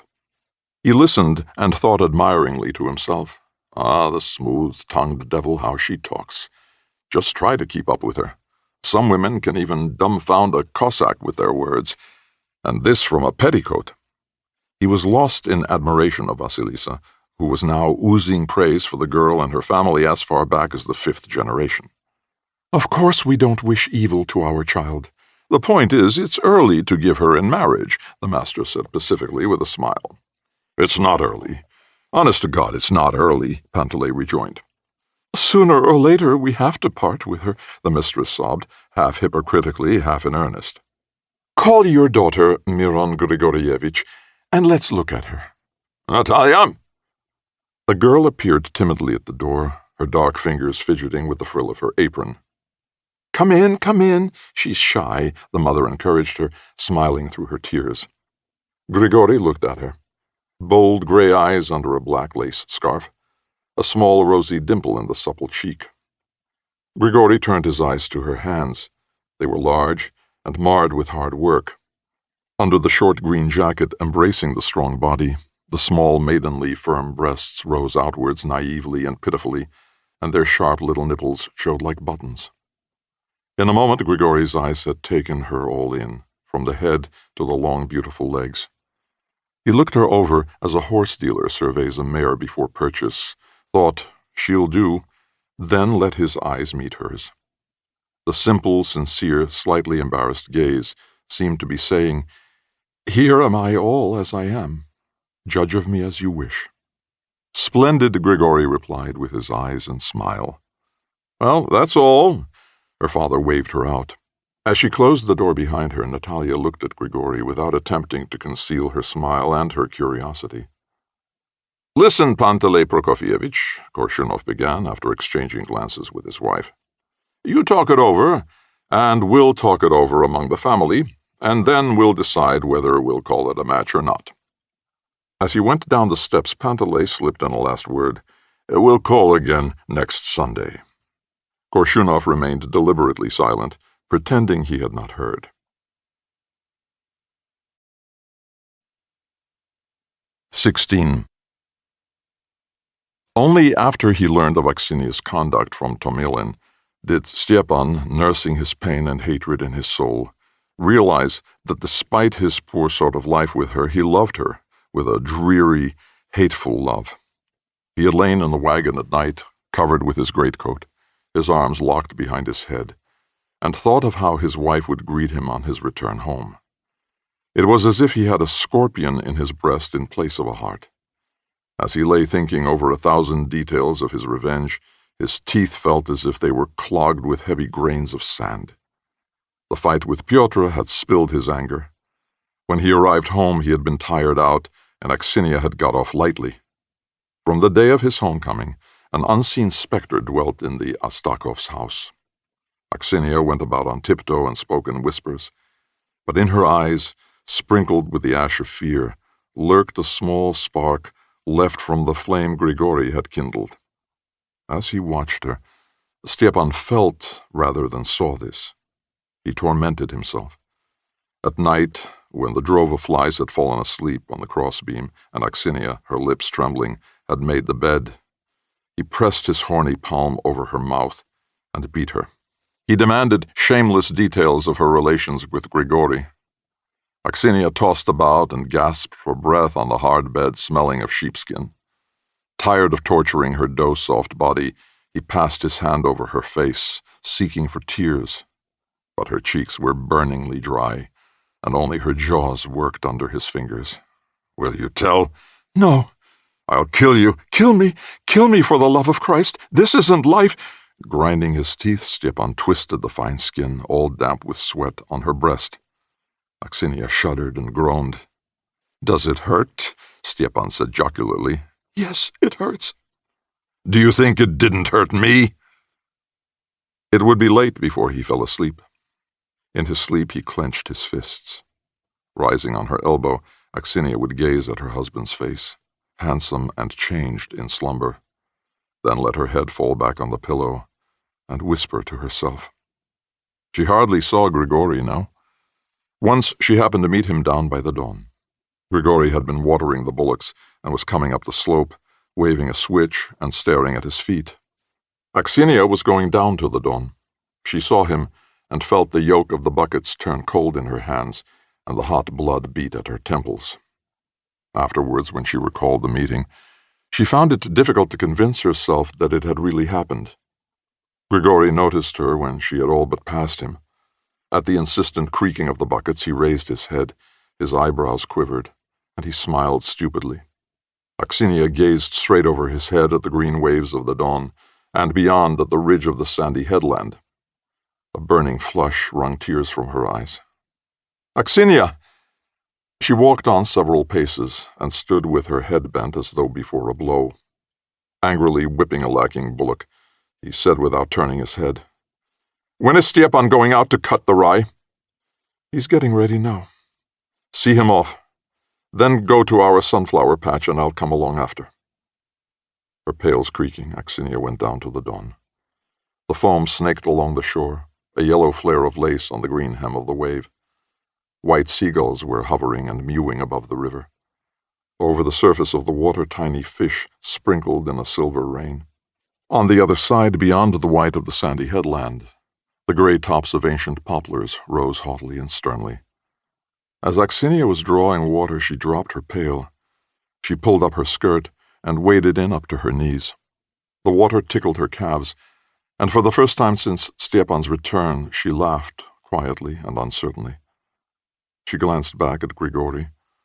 Still waving his switch, she was slowly climbing the slope. With eyes that were misty with tears, Aksinia caressed his strong legs as they confidently trod the ground. His broad sharovari, tucked into white woolen stockings, were gay with crimson stripes. On his back, over his shoulder blade, fluttered a strip of freshly torn shirt, and a triangle of swarthy flesh showed through the hole. With her eyes, Aksinia kissed this tiny scrap of the beloved body which once had been hers, and tears fell on her pallid, smiling lips. She set her pails down on the sand to hook them onto the yoke, and noticed the imprints of Grigori's shoes. She looked stealthily around. No one in sight except some boys bathing from the distant jetty. She squatted down and covered the footprint with her palm, then rose, swung the yoke across her shoulders, and hastened home, smiling to herself. Caught in a muslin mistiness, the sun was passing over the village. Beyond the curly flock of small white clouds spread a deep, cool, azure pasture. Over the burning iron roofs, over the deserted, dusty streets, over the farmyards with their parched yellow grass, hung a deathly sultriness. When Aksinia approached the steps, Stepan, in a broad-brimmed straw hat, was harnessing the horses to the reaping machine. "Pour some water into the pitcher." Aksinia poured a pail of water into the pitcher and burned her fingers on the hot iron rim. "You ought to have some ice, or the water will get warm soon," she said, looking at her husband's perspiring back. "Go and borrow some from the Melekovs." "No, don't go," Stepan shouted, remembering. Aksinia went to shut the wicket gate. Stepan lowered his eyes and snatched up the knout. "Where are you going?" "To shut the gate." "Come back, you bitch! I told you not to go!" She hurriedly returned to the steps and tried to hang her yoke on the rails, but her hands were trembling too much. The yoke clattered down the steps. Stepan flung his tarpaulin coat over the front seat and took up the reins. "Open the gate." As she did so, she ventured to ask, "When will you be back?" "By evening. I've agreed to reap with Anikushka. Take the food along to him. He'll be coming out to the fields when he's finished at the smith's." The wheels of the reaper squeaked as they carved into the gray plush of the dust. Axinia went into the house and stood a moment with her hand pressed to her head. Then, flinging a kerchief over her hair, ran down to the river. But suppose he comes back, what then? The thought suddenly burned into her mind. She stopped as though she saw a deep pit at her feet, glanced back, and sped almost at a run along the river bank to the meadows. Fences, vegetable patches, a yellow sea of sunflowers outstaring the sun, the pale green of potato plants.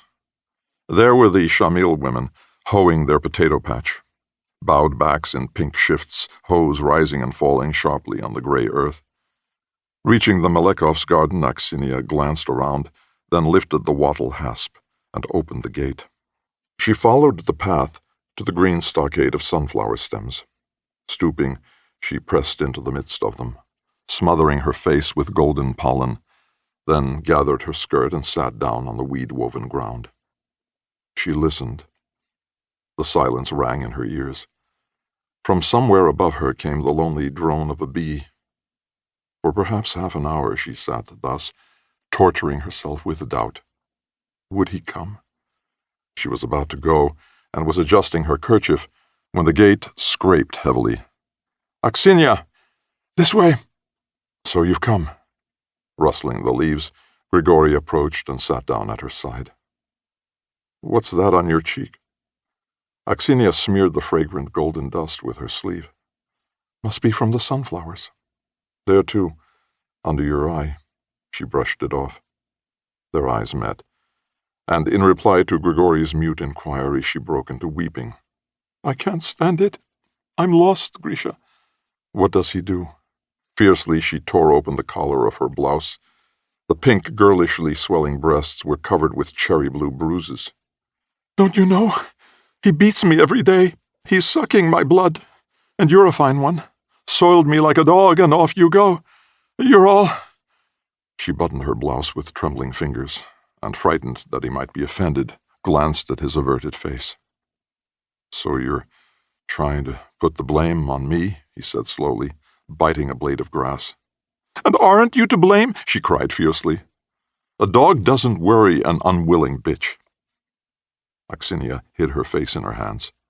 The insult struck home like a hard, calculated blow. Grigori frowned and glanced sidelong at her. A tear was trickling between her first and middle fingers. A broken, dusty sun ray gleamed on the transparent drop and dried its damp trace on her skin. Grigori could not endure tears. He fidgeted impatiently, ruthlessly brushed a brown ant from his trousers, and glanced again at Axinia. She hadn't moved, but 3 runnels of tears were now chasing down the back of her hand. "What's the matter? Have I offended you?" "Axinia! Now wait! Stop! I want to say something." She tore her hands from her face. "I came here to get advice. What did you do it for? It's bitter enough as it is, and you—" Grigori flushed with remorse. "Axinia, I didn't mean to say that. Don't take on. I haven't come to fasten myself on you. You needn't be afraid." At that moment she really believed that she had not come to fasten herself on Grigori. But as she had run along by the dawn, she had vaguely thought, "I'll talk him round. He won't get married. Who else am I to live with?" Then she had remembered Stepan and had obstinately shaken her head to drive away the troublesome thought. "So our love is over?" Grigori asked, and turned onto his stomach, resting on one elbow and spitting out the rosy petals of the bindweed flower he had been chewing. "What do you mean, over?" Axinia took alarm. "What do you mean?" she insisted, trying to look into his eyes. There was a gleam of bluish-white as he turned them away. The dry, exhausted earth smelled of dust and sun. The wind rustled among the big green leaves. For a moment the sun was darkened, overcast with a fleeting cloud. And over the steppe, over the village, over Axinia's moody head, over the pink cup of the bindweed flower, there fell a smoky shadow.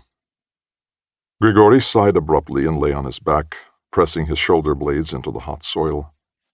"Listen, Axinia," he began slowly. "This is rotten somehow. I've been thinking. From the vegetable patch came the creaking sound of a cart and a woman's voice. "Gee up, bald head!" To Axinia the call seemed so close that she dropped flat on the ground. Raising his head, Grigori whispered, "Take your kerchief off. It shows up. They might see us." She removed her kerchief. The burning breeze wandering among the sunflowers played with wisps of golden down on her neck. The noise of the cart slowly died away. "Well, this is what I've been thinking," Grigori began again. Then more animatedly, "What's done can't be undone. Why try to fix the blame? Somehow we've got to go on living." Axinia listened anxiously, breaking a stalk in her hand as she waited. She looked into Grigori's face and caught the dry and sober glitter of his eyes. "I've been thinking, let us put an end to—" Axinia swayed. Her fingers clawed into the tough bindweed as she waited for the end of the sentence. A fire of terror and impatience avidly licked her face. Her mouth went dry. She thought he was about to say put an end to Stepan, but impatiently he licked his dry lips, they were working fiercely, and said, "Put an end to this affair, eh?" Axinia stood up, and pressing through the swaying yellow heads of the sunflowers, went towards the gate. "Axinia!" Grigori called chokingly. The gate creaked heavily in reply. 17. Immediately after the rye was cut, and before it could be carried to the barns, the wheat ripened. In the clayey fields and on the slopes, the parched leaves turned yellow and curled up into tubes, and the stalks, having served their purpose, withered. Everybody boasted of the good harvest. The ears were full, the grain heavy and large. After talking the matter over with Ilyinichna, Panteley decided that if the Korshunovs agreed to the match, the wedding could not take place before the 6th of August. He had not yet called on the Korshunovs for an answer. First the harvesting had to be done, and then he had waited for a holiday. The Melekovs began reaping on a Friday. Panteley stripped the wagon and prepared the underframe for carrying the sheaves. Pyotr and Grigori went to the fields to reap. Pyotr rode and Grigori walked alongside. Grigori was moody, and the muscles worked between his lower jaw and his cheekbones. Pyotr knew this to be a sure sign that his brother was seething and ready for a quarrel, but smiling under his wheaten mustache, he set to work to tease Grigori. "God's truth, she told me herself." "Well, what if she did?" Grigori muttered, chewing a hair of his mustache. "As I'm on my way back from town, she says, 'I hear voices in the Melekovs' sunflower patch.'" Pyotr, stop it. "Yes, voices. And I glance through the fence." Grigori's eyelids quivered. "Will you stop it or won't you?" "You're a queer lad. Let me finish." "I warn you, Pyotr, we'll be fighting each other in a minute," Grigori threatened, falling behind. Pyotr raised his eyebrows and turned round in his seat to face Grigori. "I glance through the fence, and there I see them, the two lovers, lying in each other's arms," she says.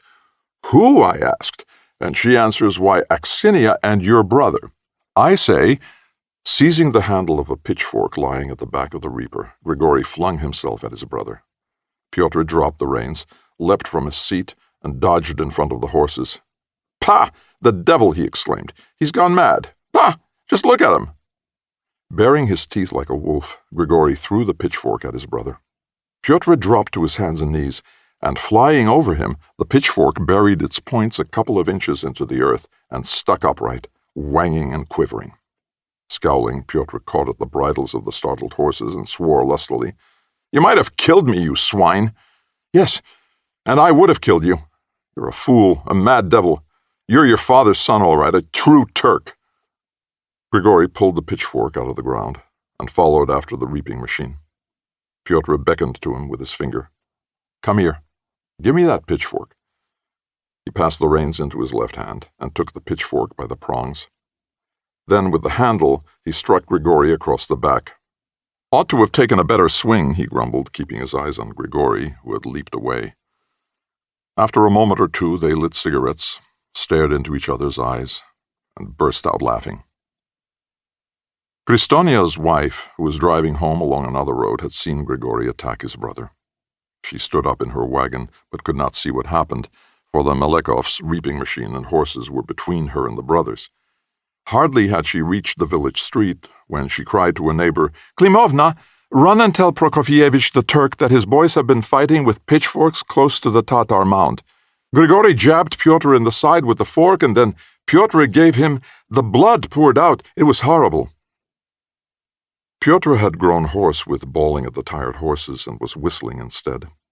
Grigory, his dust-blackened foot resting on the transom, was pitchforking the swaths off the reaper. The horses, bitten raw by the flies, swished their tails and pulled unwillingly.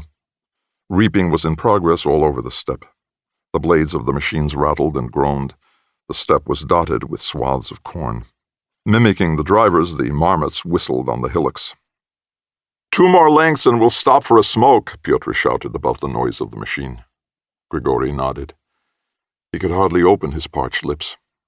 He gripped his pitchfork closer to the prongs in order to get a better leverage on the heavy swaths, and breathed spasmodically. His dripping chest itched from sweat. From under his hat it poured down his face and stung his eyes like soap. Halting the horses, they had a drink and a smoke. "There's someone riding a horse pretty hard along the road," Pyotr remarked, shading his eyes with his palm. Grigory stared and raised his eyebrows in astonishment. "It looks like Father. You're mad. What could he be riding? We've got both horses here.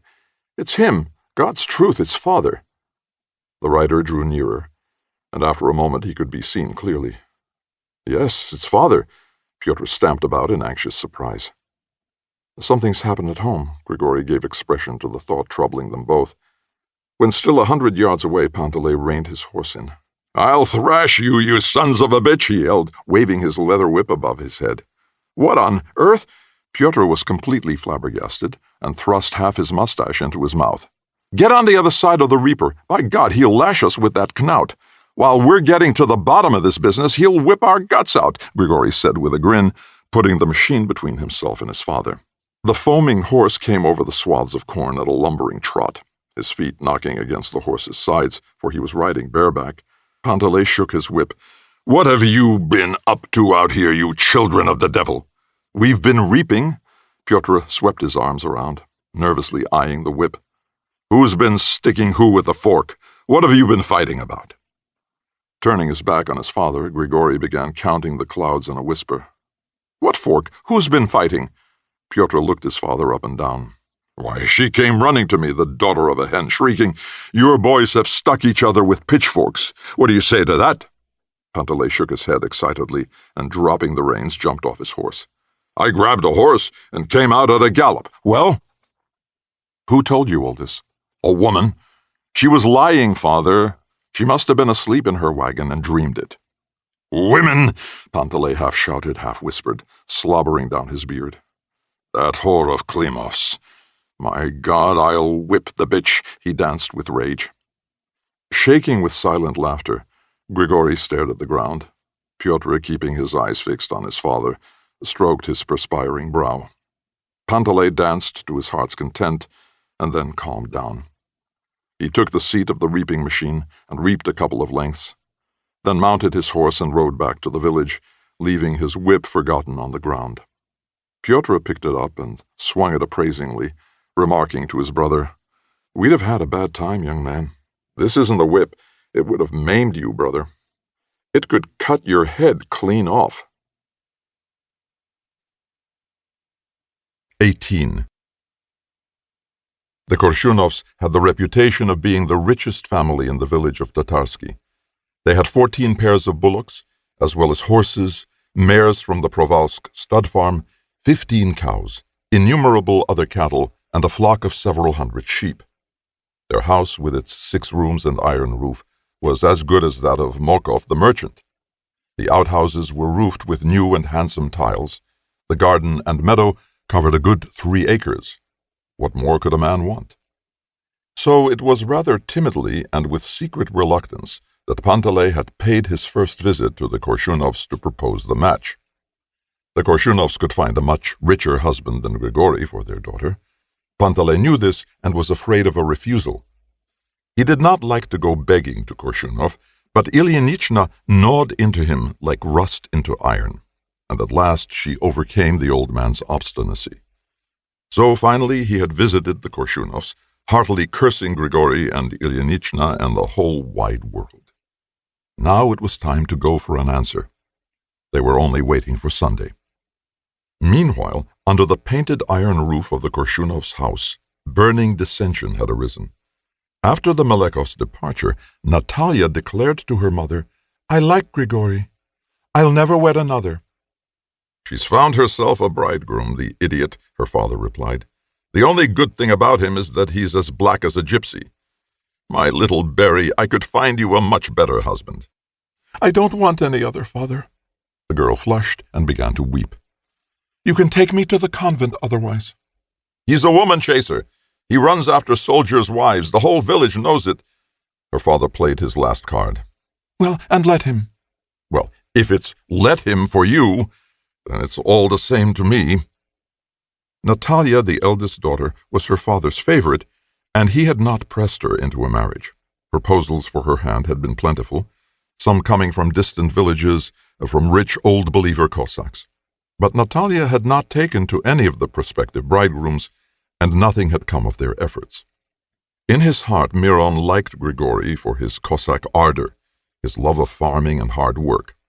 He had picked him out among the crowd of village youths when Grigory had won the first prize in the horse races. But he thought it a little humiliating to give his daughter to a man who was not rich, especially one who had a bad reputation. "A hard-working lad and good-looking," his wife would whisper to him at night, stroking his freckled, hairy hand, "and Natalia is really gone on him." Miron turned his back on his wife's cold, withered breast and shouted angrily, "Get off, you burr! Marry her off to an idiot, what do I care? God has taken away your reason." "Good-looking," he mimicked. "Will you reap a harvest off his face?" "Harvests aren't everything. What does it matter about his looks, if only he had some standing? I must admit it's a bit of a come-down for me to give my daughter to the Turks." "They're a hard-working family and comfortably off," his wife whispered, and moving closer to her husband's broad back, stroked his hand soothingly. "Hey, the devil! Get away, can't you? Leave me a little room. Why are you stroking me as if I were a cow with calf? And do as you please with Natalia. Marry her to a close-cropped girl, if that suits you." "You should have some feeling for your child," she murmured into his ear. But Miron kicked, pressed himself against the wall, and began to snore as though he had fallen asleep. The Malekovs' arrival for an answer took the Korshunovs by surprise. They came just after matins. As Ilyinichna set her foot on the step of the wagonette, she nearly overturned it, but Panteley jumped down from the seat like a young cockerel. "There they are! What devil brought them here today?" Miron groaned as he looked out of the window. "Oh, dear! Here I am just out of the kitchen. Haven't even had a chance to change my everyday skirt." "You'll do as you are. Nobody's thinking of marrying you. Who wants you, you horse mange?" "You're a born ruffian, and you've completely lost your senses in your old age." "Hold your tongue, woman." "You might put on a clean shirt. Your backbone's showing through that one." "Aren't you ashamed, you old devil?" his wife scolded, surveying her husband as the visitors walked across the yard. "Don't worry. They'll recognize me in what I'm wearing. They wouldn't refuse if I put on sackcloth." "Good health," Panteley crowed, stumbling over the doorstep. He was at once abashed by the loudness of his own voice, and tried to mend matters by crossing himself twice over before the icon. "Good day," Miron replied, staring at them grimly. "God is giving us good weather." "Praise be, and it's lasting." "The people will be a little better off for it." "That's so." "Yes. Ahem. And so we've come, Miron Grigorievich, to find out what you have decided among yourselves, whether we are to make a match of it or not." "Come in, please. Sit down, please." The mistress of the house welcomed them, bowing and sweeping the floor with the edge of her long pleated skirt. Ilyinichna sat down, her poplin dress rustling. Miron Grigorievich rested his elbows on the new oilcloth on the table and was silent. An unpleasant smell of damp rubber and something else came from the oilcloth. The corners were adorned with pictures of the last Tsar and Tsaritsa, while in the center were the august imperial princesses in white hats and the fly-blown Tsar Nicholas II. Miron broke the silence. "Well, We've decided to give our daughter, so we shall be kinsmen if we can agree on the dowry." At this point, from somewhere in the mysterious depths of her glossy puff-sleeved jacket, as if from behind her back, Ilyinichna drew out a great loaf of white bread and placed it on the table. For some unknown reason, Panteley wanted to cross himself, but his gnarled claw-like fingers, though set to the appropriate sign and raised half the requisite distance, suddenly changed their form. Against its master's will, the great black thumb slipped unexpectedly between the index and middle fingers, and this shameless bunch of fingers stealthily slipped behind the open edge of his blue overcoat and drew out a red-topped bottle. Blinking excitedly, Panteley glanced at Miron's freckled face and caressingly slapped the bottom of the bottle with his broad, hoof-like palm. "And now, dear friends, we'll offer up a prayer to God and drink and talk of our children and the marriage agreement," he proposed. Within an hour, the two men were sitting so close together that the tar-black rings of Melekhov's beard were mingled with the straight red strands of Korchunov's. Panteley's breath smelt of pickled cucumbers as he argued over the amount of the marriage settlement. "My dear kinsman," he began in a hoarse whisper. "My dearest kinsman," he repeated, raising his voice to a shout. "Kinsman," he roared, baring his great blunt teeth. "Your demands are far too heavy for me to stand. Think, dear kinsman, think how you are trying to rob me. Gaiters and galoshes, 1. A fur coat, 2. 2 woolen dresses, 3. A silk kerchief, 4. Why, it's ruination."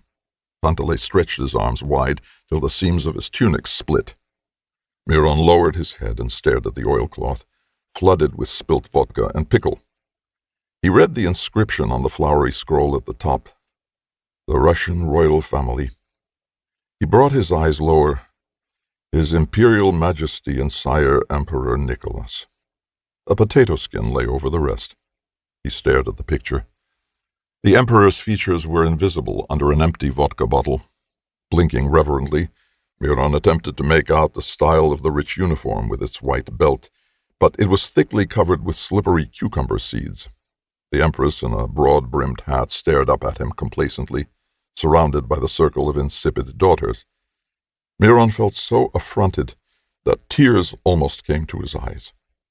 "You look very proud now, like a goose staring out of a basket, but wait till you have to give your daughters away to be married. Then I shall stare, and you'll flutter," he thought. Panteley droned on into his ear like a great black bumblebee. Korchunov raised his tearfully misty eyes and listened. "In order to make such a gift in exchange for your, and now we can say our daughter, these gaiters and galoshes and fur coats, we shall have to drive a cow to the market and sell it. And do you begrudge it?" Miron struck the table with his fist. "It isn't that I begrudge it. Do you begrudge it? Wait, kinsman, and if you do begrudge it, the devil take you." Miron swept his perspiring hand over the table and sent the glasses to the floor. "It will be your daughter who'll work for it. Let her. But you must give the proper presents, otherwise there'll be no marriage." "A cow sold from the yard." Panteley shook his head. "There has to be a gift. She's got plenty of clothes of her own. It's me you've got to show respect for if you've taken a fancy to her. That's our Cossack custom. That's how it was of old, and we stick to the old ways. I will show my respect. Show your respect. I will show it. And let the youngsters work. We've worked, and we live as well as anybody. Let them do the same." The two men's beards wove together colorfully. They kissed, and Panteley began to eat a juiceless, shriveled cucumber, and wept with mixed, conflicting feelings. The women were sitting locked in an embrace on the chest, deafening each other with the cackle of their voices. Ilyinichna glowed with a cherry-colored flush. Marya had turned green from the vodka, like a winter pear nipped by the frost. "You won't find a child like her anywhere else in the world. She'll be dutiful and obedient, and will never say a word to contradict you," said Marya. "My dear," Ilyinichna interrupted her, supporting her cheek with her left hand and holding her left elbow in her right hand. "So I've told him I don't know how many times, the son of a bitch. He was getting ready to go out the other Sunday evening, putting some tobacco in his pouch, and I said to him, 'When will you throw her over, you accursed heathen? How long have I got to go on standing this shame in my old age? That Stepan will stop your little game one fine day.' Mitka stared into the room through the door crack, and below him Natalia's two younger sisters whispered to each other. Natalia herself was sitting in the farther room, wiping her tears on the tight sleeve of her blouse. She was afraid of the new life opening before her, oppressed by the unknown. In the front room, the third bottle of vodka was finished. It was decided to bring the bride and bridegroom together on the 1st of August. 19. The Korshunovs' house hummed like a beehive with the bustle of preparations for the wedding. Underclothes were hurriedly sewn for the bride. Natalia sat every evening knitting her bridegroom the traditional gloves and scarf of goat's wool. Her mother sat till dusk, bent over a sewing machine, helping the hired seamstress. When Mitka returned with his father and the farmhands from the fields, he did not stop to wash or pull off his heavy farming boots, but went to keep Natalia company. He found great satisfaction in teasing his sister. "Knitting?" he would ask briefly, nodding at the scarf. "Yes, what of it?" "Knit away, you idiot. Instead of being grateful to you, he'll break your jaw." "What for?"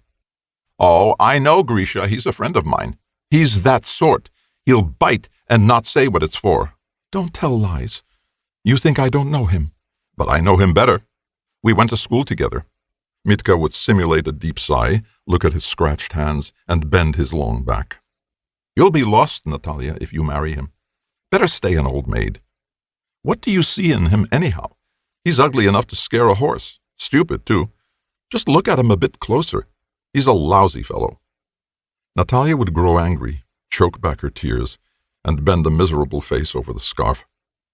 "But worst of all, he's in love," Mitka went on mercilessly. "What are you grizzling for? You're a fool, Natalia. Throw him over. I'll saddle the horse and ride over and tell them."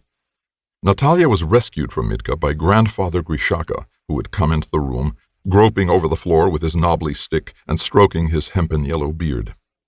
Poking his stick into Mitka's side, he would ask, "What are you doing here, you good-for-nothing, huh?" "I came to pay a visit, Grandad," Mitka would reply apologetically. "To pay a visit? Well, I tell you to get out of here. Quick march." The old man would lift his stick and approach Mitka on his shaky, withered legs. Grandad Grishaka had walked the earth for 69 years.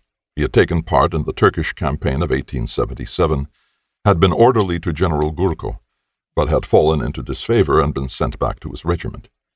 He had been awarded 2 crosses and the Medal of St. George for distinction under fire at Plevna and Rositz, and now, living with his son, enjoying the universal respect of the village for his lucidity of mind, his incorruptible honesty, and his hospitable ways, he was spending his few remaining years in reminiscences.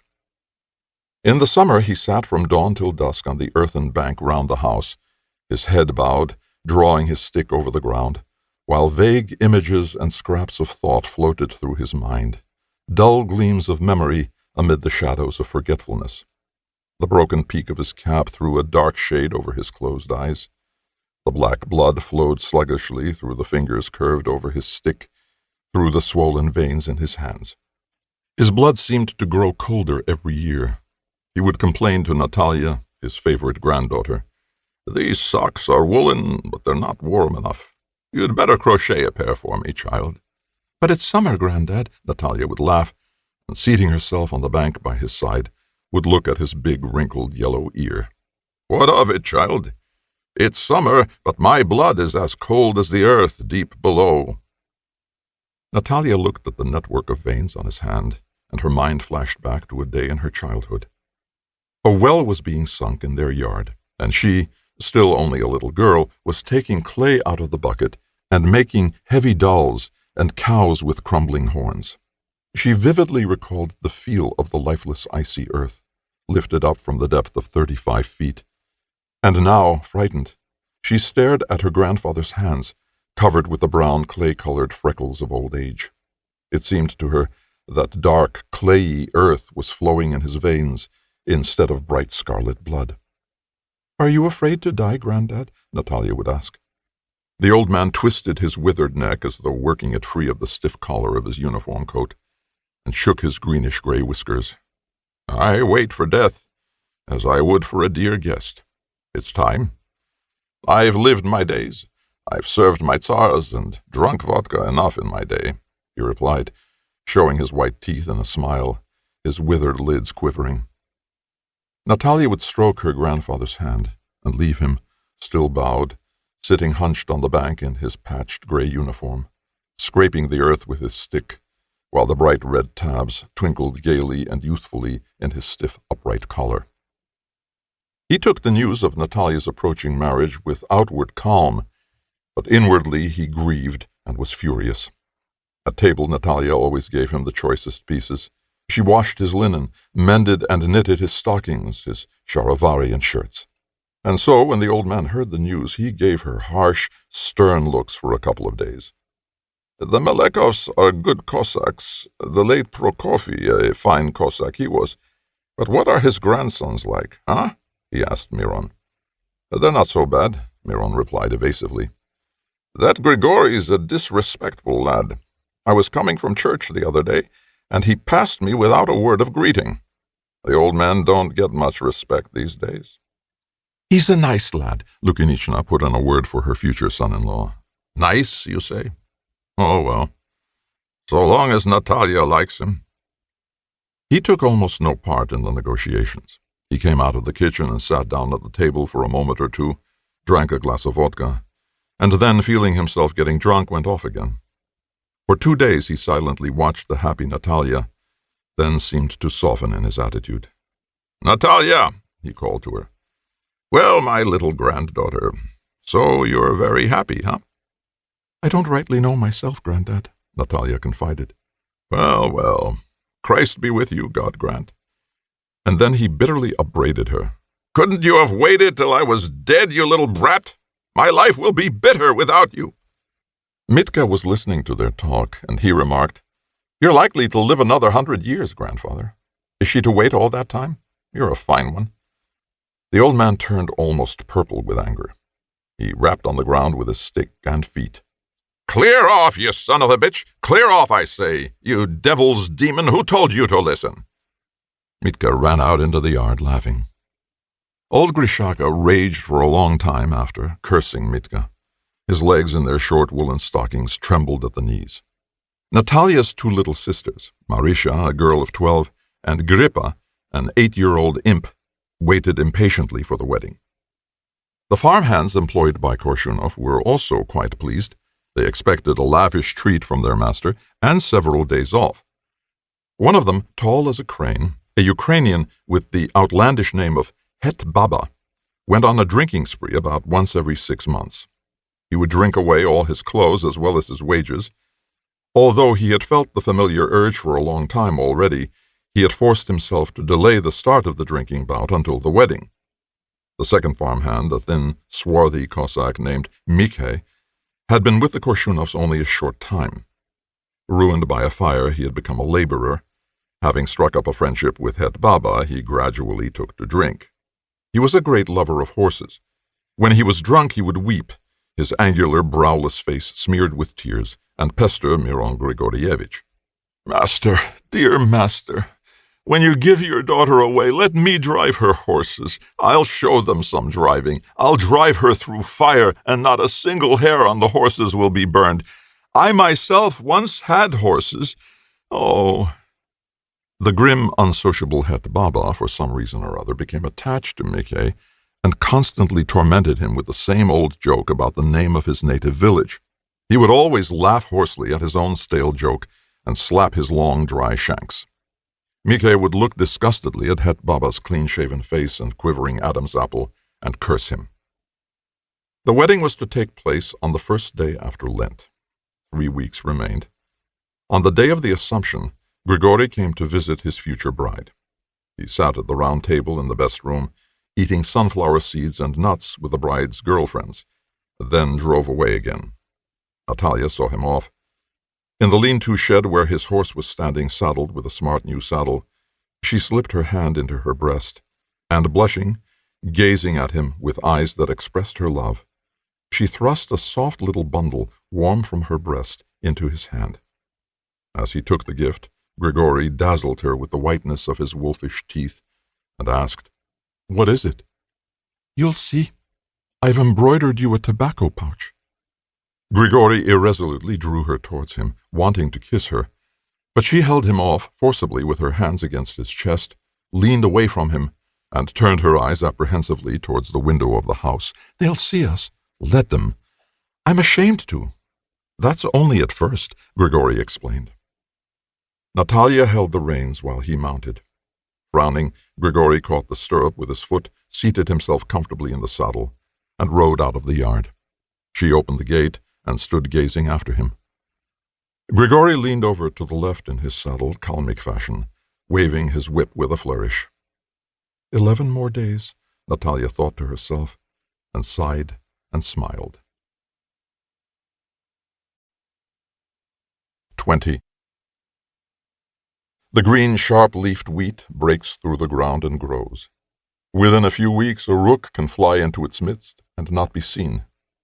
The corn sucks the juices from the earth and comes to ear.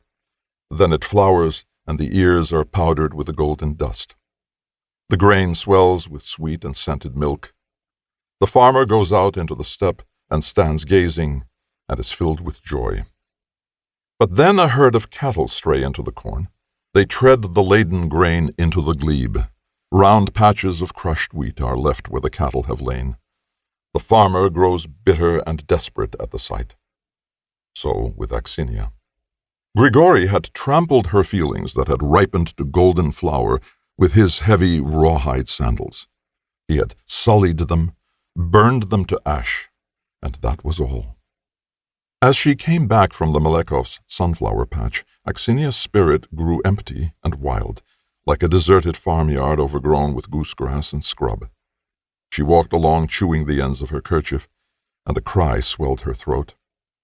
She entered the house and fell to the floor, choking with tears, with torment, with the dreary emptiness that lashed through her head. But then it passed. The piercing anguish was drawn down and exhausted at the bottom of her heart. The grain trampled by the cattle stands again. With the dew and the sun, the trodden stalks arise. At first bowed like a man under a too heavy burden, then erect, lifting their heads. And the day is day again, and the wind still blows. At night, as she passionately caressed her husband, Aksinia thought of another, and hatred was mingled with a great love in her heart. The woman was planning fresh dishonor, fresh shame. She had made up her mind to take Grigori from the happy Natalia, who had known neither the bitterness nor the joy of love. She lay thinking over her plans at night, her dry eyes blinking in the darkness. Stepan's handsome head lay heavily on her right arm, his long wavy forelock awry. He breathed through his half-open lips, his black, toil-roughened fingers caressing his wife's breast in forgetfulness. Aksinia lay thinking and planning. But only one thing could she resolve firmly. She would take Grigori from everybody else. She would flood him with love. She would possess him as before she had possessed him. But at the bottom of her heart, a deep pain, like the sting left by a bee, remained. During the day, Aksinia drowned her thoughts in household duties and cares. She met Grigori occasionally and would turn pale, proudly carrying her beautiful body that yearned so much for him, gazing shamelessly, challengingly into the black wilderness of his eyes. After each meeting, Grigori was seized with yearning for her. He grew angry without cause and poured out his wrath on Dunya and his mother. But most frequently he took his saber, went out into the backyard, and slashed away at stout twigs planted in the ground until he was bathed in perspiration. It made Panteley curse. "The lousy devil, he's chopped up enough for a couple of fences. Go into the woods if you must chop away. You wait, my lad, when you're called up for service, you'll have the chance to do it. That'll soon take it out of you." 21. 4 gaily decorated 2-horse wagonettes were to drive to fetch the bride. A crowd of village folk in holiday attire thronged around them as they stood in the Malekovs' yard. Pyotr was the best man. He was dressed in a black frock coat and blue striped trousers. His left arm was bound with 2 white kerchiefs, and he wore a fixed, scornful smile under his wheaten whiskers. "Don't be shy, Grigory," he said to his brother. "Hold your head up like a young cock. Don't get sulky." Darya, as slender and supple as a willow branch, attired in a woolen raspberry-colored skirt, twitched the penciled arches of her brows and gave Pyotr a nudge. "Tell father it's time we were off. They're waiting for us." "Take your places," Pyotr ordered, after a whispered consultation with his father. "On my wagon, 5 and the bridegroom." They climbed into the wagonettes. Flushed and triumphant, Ilyinichna opened the gates. The 4 wagonettes chased after one another along the street. Pyotr sat at Grigory's side. Opposite them, Darya waved a lace handkerchief. The ruts and bumps interrupted the voices that had struck up a song. The crimson bands of the Cossack caps, the blue and black uniforms and frock coats, the sleeves bound with white kerchiefs, the scattered rainbow of the women's kerchiefs, the gay skirts, and muslin trains of dust behind each wagonette made a colorful picture. Grigory's second cousin, Annike, drove the bridegroom's wagonette. Leaning forward over the tails of the horses, almost falling off his seat, he cracked his whip and whistled, and the perspiring horses pulled harder at the tautened traces. "Give it to 'em!" roared Pyotr. The mustacheless, hawk-like Annike winked at Grigory, wrinkled his hairless, womanish face into a thin smile, gave a whistle, and belabored the horses with his whip. "Make way!" Ilya Ozhogin, the bridegroom's uncle on his mother's side, roared as he tried to overtake them with the second wagonette. Grigory recognized Dunya's sunburnt face behind his uncle's back. "No, you don't!" Annike shouted, jumping to his feet and emitting a piercing whistle. He whipped up the horses into a frenzied gallop. "You'll fall!" Darya exclaimed, encircling Annike's patent leather top boots with her arms. "Hold on!" Uncle Ilya called at their side, but his voice was lost in the continual groan and rattle of the wheels. The 2 other wagonettes, tightly packed with whooping men and women, drove along side by side. The horses, with red, blue, and pink cloths on their backs, paper flowers and ribbons woven into their manes and forelocks, and bells on their harness, tore over the bumpy road, scattering flakes of soapy foam, and the cloths on their wet, lathered backs flapped and billowed in the wind. At the Korshunov's gate, a horde of village lads was on the lookout for the cavalcade. They saw the dust rising from the road and ran into the yard, bawling, "They're coming! Here they are!" They surrounded Het Baba, who had just come out. "Why the crowd? Get away, you little devils! What a noise you make! I can't hear myself speak!" The children jumped around Het Baba's wide, baggy sharovari, shouting and poking fun at the Ukrainian. Het Baba, his head bent as if he were peeping into a deep well, looked down at the frenzied children and scratched his firm, long belly with an indulgent smile. The wagonettes came rattling up to the gate. Pyotr led Grigory to the steps. The others followed behind. The door from the porch to the kitchen was shut fast. Pyotr knocked. "Lord Jesus Christ, have mercy on us," he intoned. "Amen," came from the other side of the door. Pyotr repeated the words and the knock 3 times, each time receiving the same answer. "May we come in?" "You are welcome." The door was thrown open. The parents' representative, Natalia's godmother, a good-looking widow, greeted Pyotr with a curtsy and a thin raspberry-lipped smile. "Take this for your health's sake, best man," she said, handing him a glass of cloudy, over-fresh kvass. Pyotr smoothed his whiskers, drank it down, and spluttered amid a general restrained laugh. "Well, you've made me welcome. You wait, my blackberry. Wait till I treat you. I'll make you pay for it." While the best man and Natalia's godmother were competing in a duel of wits, the relatives of the bridegroom were brought 3 glasses of vodka each in accordance with the marriage agreement. Natalia, already attired in her wedding dress and veil, sat at the table, guarded by her 2 sisters.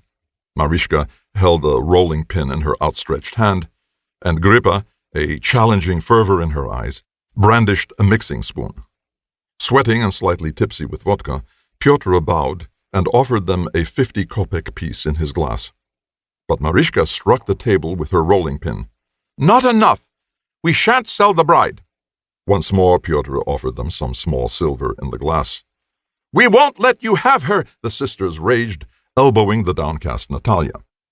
Here, what's all this? We've already paid and overpaid.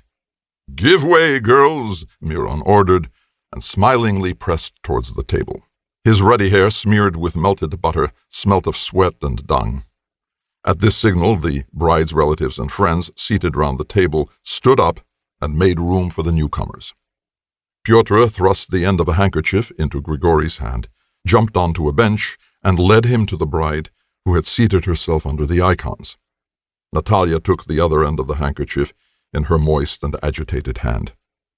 There was a champing of teeth around the table. The guests tore the boiled chicken apart with their hands, afterwards wiping them on their hair. As Anike chewed at a breastbone, the yellow fat ran down his bare chin onto his collar. Feeling sorry for himself, Grigori stared first at his own and Natalia's spoons tied together in the handkerchief, then at the noodles steaming in a bowl.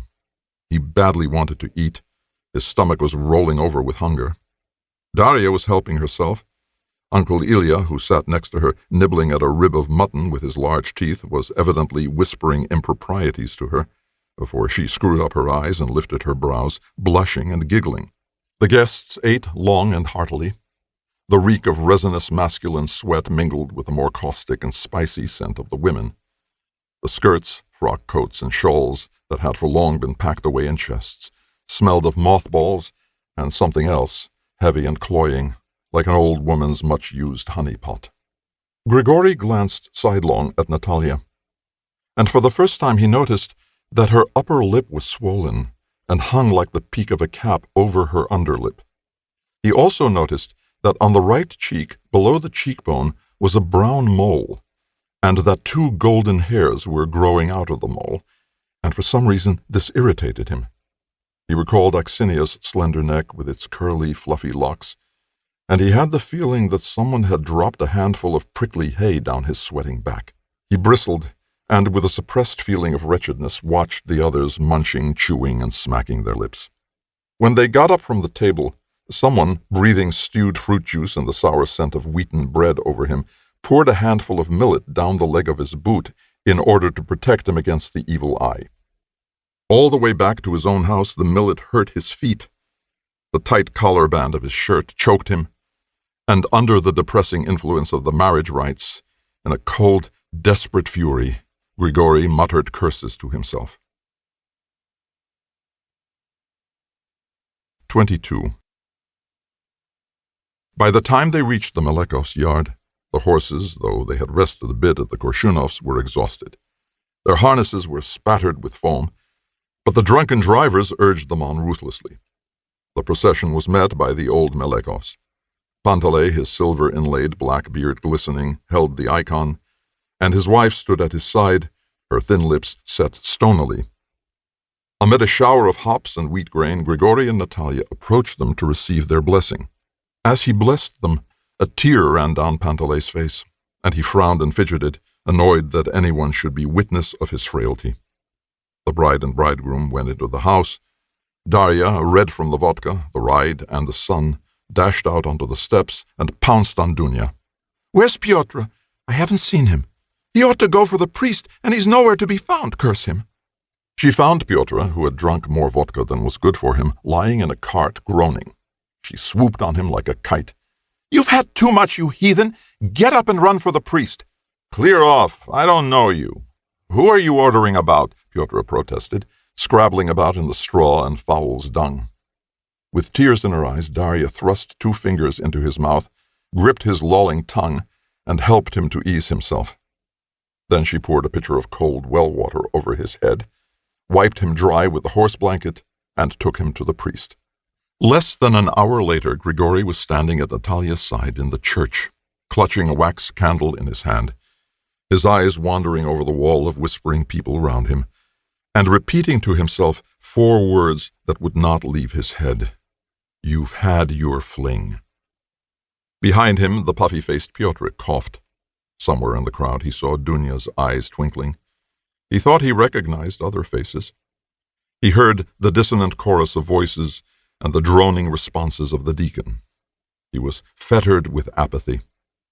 He followed Father Vissarion around the lectern, treading on the heels of the priest's battered boots. He halted when Pyotr gave a gentle tug at his frock coat. He stared at the flickering little tongues of candle flame and struggled with the sleepy torpor which had taken possession of him. "Exchange rings," said Father Vissarion, giving Grigory a lukewarm smile. They obeyed. "Will it be over soon?" Grigory mutely asked as he caught Pyotr's glance, and the corners of Pyotr's lips twitched, stifling a smile. Soon, now. Then Grigory kissed his wife's moist, insipid lips 3 times. The church began to smell foully of extinguished candles, and the crowd pressed towards the door. Holding Natalia's large, rough hand in his, Grigory went out into the porch. Someone clapped his hat on his head. A warm breeze from the east brought the scent of wormwood to his nostrils.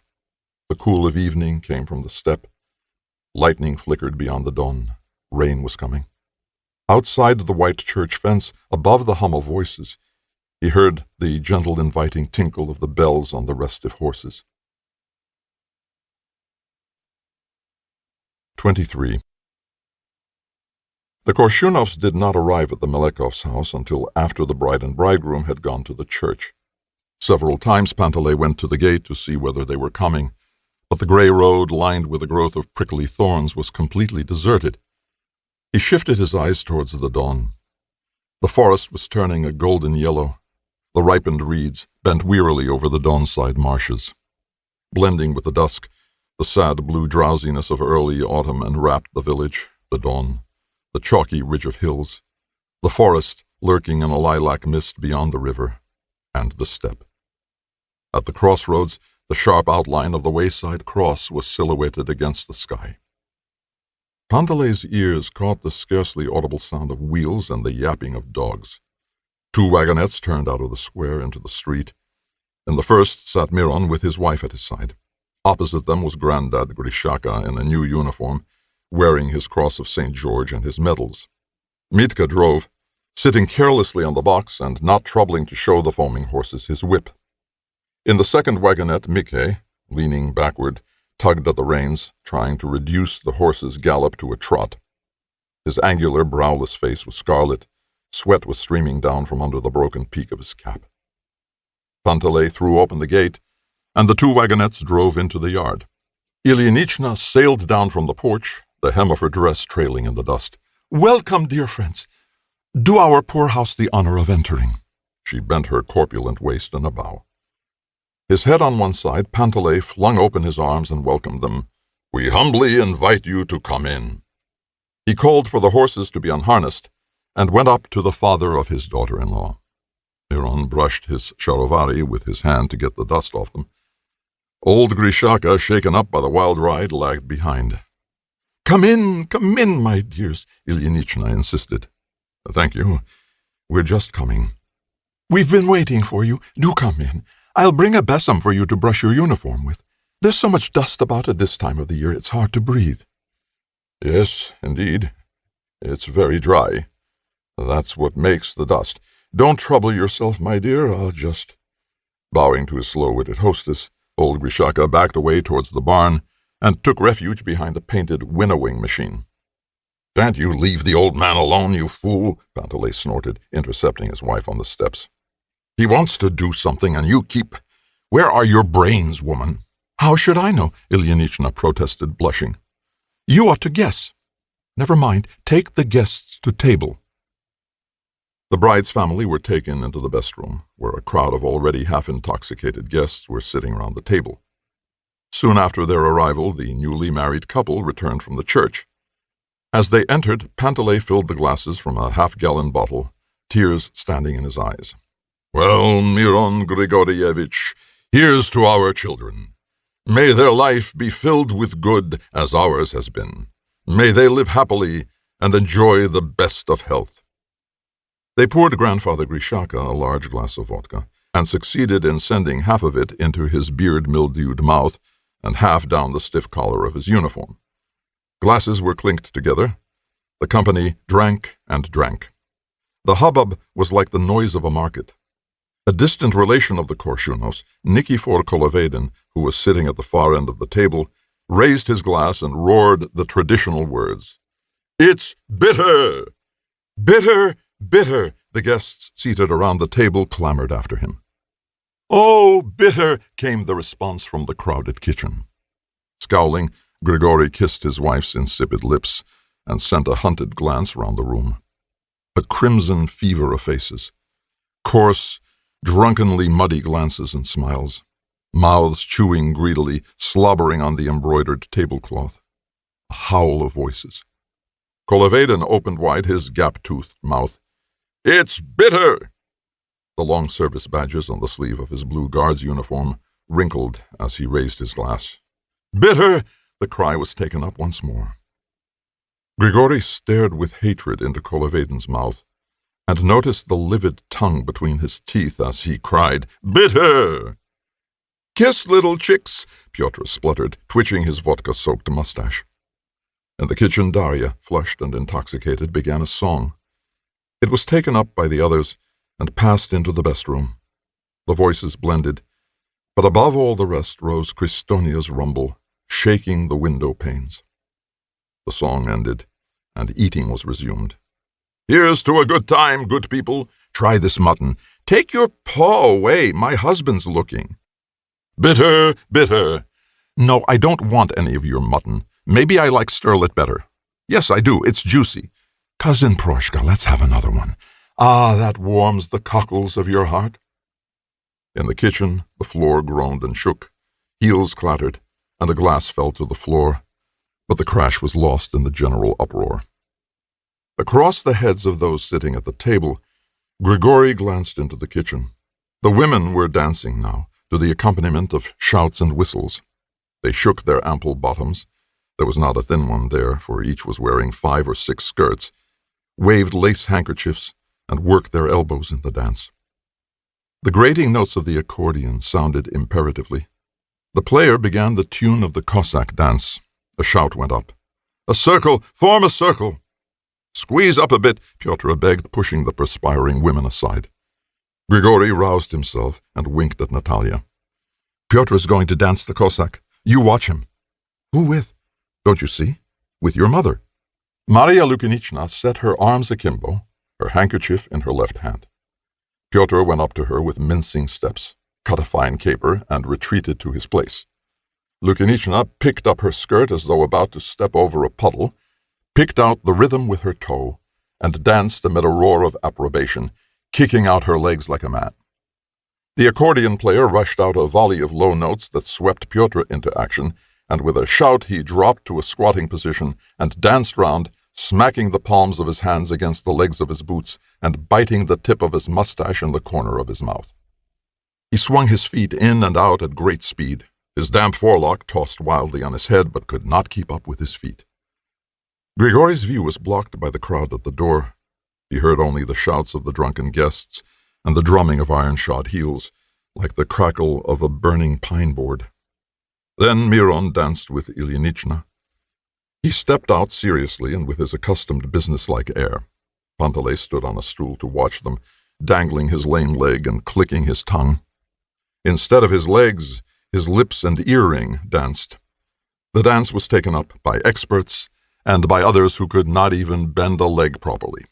All of them were shouted at. Go it! Smaller steps! Oh, you... His legs are light enough, but his bottom gets in his way. Oh, get on with it! Our side's winning! Come on! Tired are you? I'll crack a bottle over your head if you don't dance. Grandfather Grishaka was completely drunk. He embraced the bony back of his neighbor on the bench and buzzed like a mosquito in his ear. What year did you first see service? His neighbor, an old man bent like an ancient oak, replied, 1839, my son. When? Grishaka stuck out his ear. 1839, I told you. What's your name? What regiment did you serve in? Maxim Bogatyryov. I was corporal in Baklanov's regiment. Are you related to the Malekovs? What? I asked, are you related? I'm the bridegroom's grandfather on his mother's side. In Baklanov's regiment, did you say? The old man, vainly munching a piece of bread with his toothless gums, gazed at Grishaka with faded eyes and nodded.